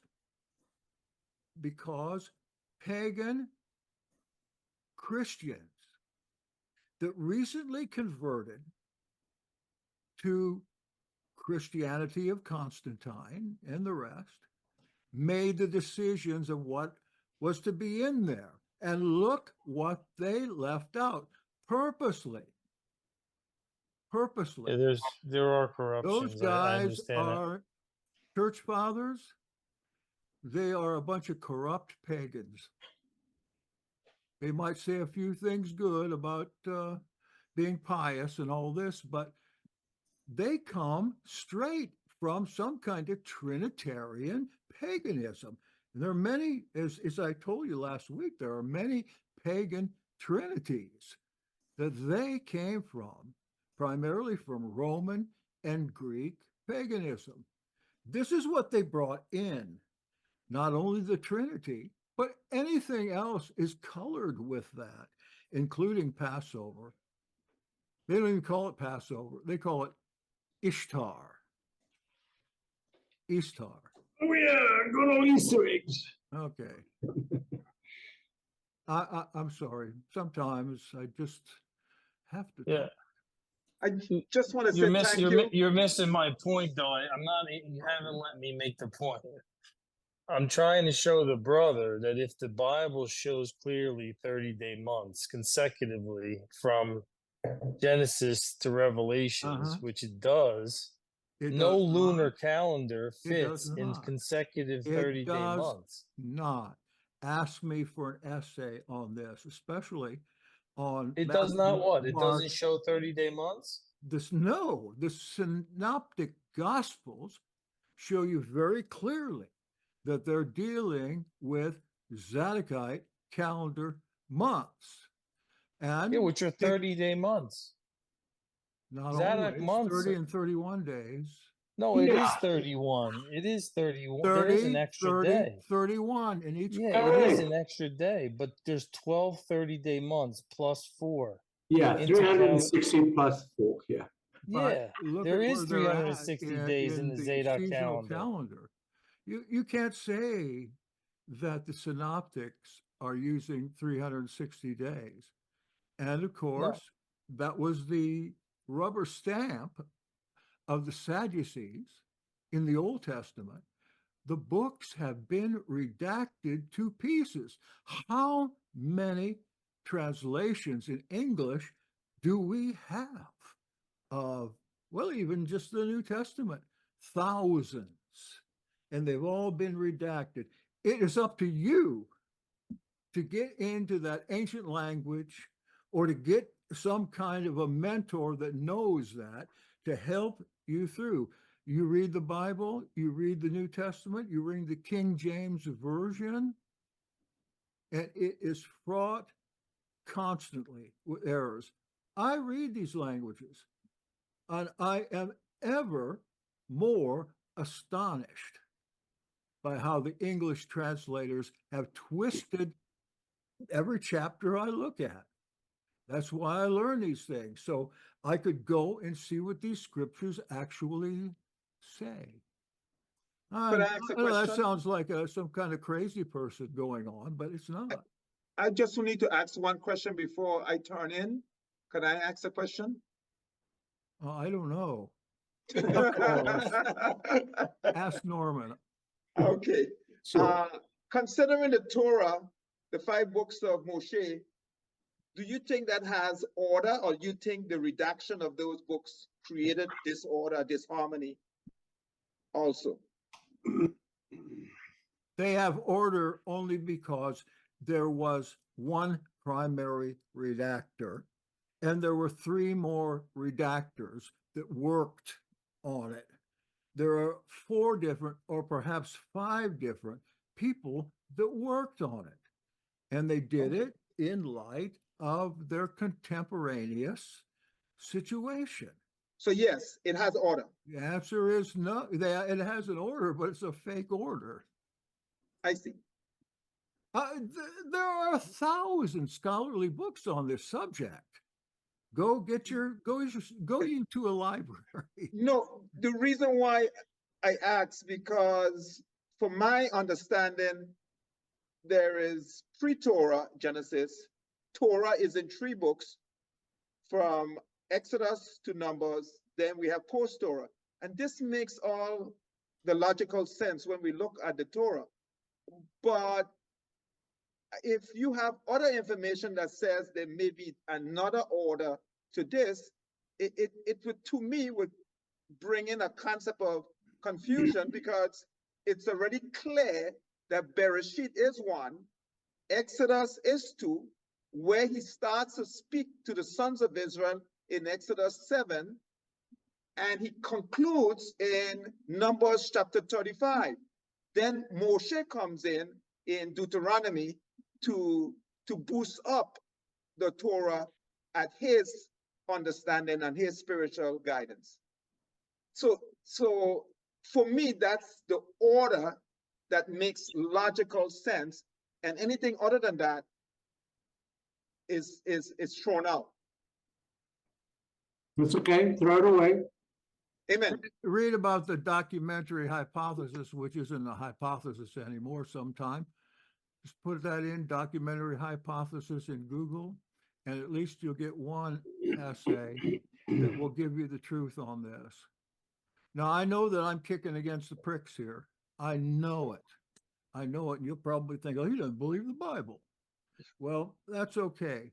But until you can read it in its original language and know the redactions and glosses, additions and subtractions to it, then you don't really have a whole lot of land to stand on. This is, Jackson, this is the problem that I've had with my fellow association. I still hang out with them on Sabbath because I've got no one else to argue with.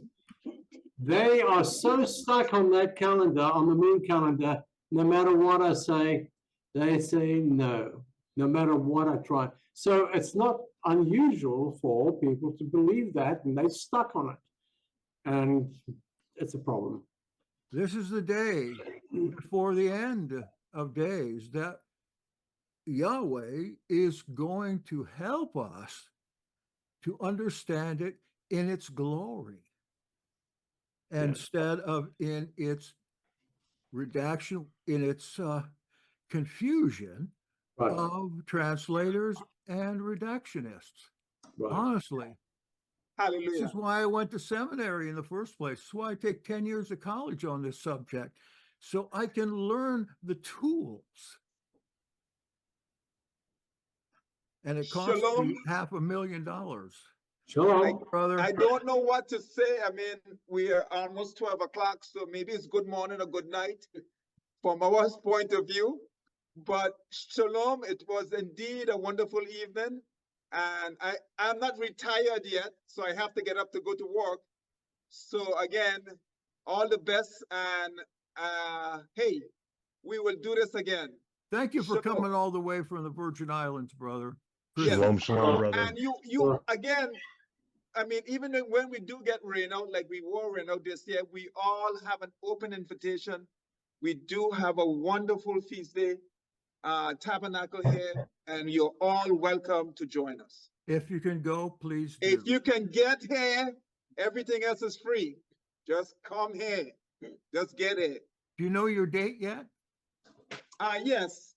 For Sukkot on this year, we have just 2 seconds here. I just posted this calendar here. So Good. Tabernacles this year is October 18th to the 24th, and the last great day is on the 25th. Could you handle a handicapped man? Oh, well, I can still walk a little bit. Okay. Yes, we can because there is, I mean, there's always these amount of young people around. So yes, we will make sure your facilities are adequate for you and close to a restroom, everything that you need. Thank you, please brother. Walk with your wife. We will be happy to entertain her also. Very good. Thank you. Thank you. I'm going to check into that for sure. All right. Quick shalom. Quick shalom. Quick, is Ruth? So, Ruth, are you still there? Yes, I am. Oh, right. I just saw your note now. Yes, I'm very familiar with that gentleman. That is, he put an excellent calendar together. His site is incredible. So if you go to his site, you'll see it. Yes, I've been using his calendar as well. And I actually thought that his method of understanding when the year begins is noteworthy, especially when he brings in the method using the menorah And so with that methodology, actually, you have a cycle. I think he looked it up. I mean, I could send you I did an Excel spreadsheet on it if you enjoy looking at Excel spreadsheets, but it basically is over 53 years. You sort of go back, 51 years, sort of go back to the same pattern. And so for him, the year always begins within 3 days of the equinox, which it falls back to the same methodology that you use. Because I went back and looked at your dates and they're exactly. So he was one of the gentlemen, because I asked him a question, and then he went blah blah blah blah blah. I said, oh, yeah, and it stuck. And then there's another gentleman, like I said, about a year later, I came across, you click on somebody, and for some reason, wow, he's talking about the calendar. And that gentleman, I'm not going to mention any names, he said it took him 40 years, because he wasn't reading. He was the Enoch calendar, but he was down there, and he's now, well, I'm on board with what he said, and so there are two witnesses, and there's a third one. Fourth, Jackson will eventually turn around and make it 5. But no, it's a fascinating study, and I thoroughly enjoy it. And Jackson, thank you for the presentation, and it's good. It really is. Thanks for being here. I mean, I so appreciate it. And you, Ruth, coming all the way from there, thank you for being here. And I suppose we'll have to have a follow-up on this for just Q&A, and I'll try to stay home. Okay. Yeah. And the rest of it. If you don't mind, I would like to thank you both, because in our region, I put together a calendar that I printed out, and whoever wanted, and it does have quite a bit of information as well in it. Definitely. I'm happy to send both you. A friend of mine is printing it out in the US, so if you would send me your address, I'll send you a print copy of it. Well, if you want to put your address and email address on my contact form, it's at yahad.me, YAHAD.me. I'll get right back to you. I'm going to wade through all the chat. That might take me a while. There's a lot of it. All right. One thing I just want to say before I finish my glass of wine is that the fact that Jackson took so long on his talk, I went so fast through my presentation, he didn't give me enough time. I didn't know that you were going to have a presentation. You invited me. You said, I invited you to be here. All right. Oh. I knew you were going to talk about something, but I expect you to interrupt me every whip stitch. No, of course not. Okay. So basically, if I had slowed down and had gone into detail on each of the pages, maybe people would have got a better understanding of what I say. But I've said, just have a look, email me, and we'll go from there. I think it's important for you to do this again, and you take it, and maybe next week I'll send out a notice on it so you can have your full time, since you understood it that way. And I need to see what you're talking about astronomically anyway. Okay? Okay. Great. Shalom. Thank you all for coming, and we'll be back with you soon. May Yah be with you. Shalom.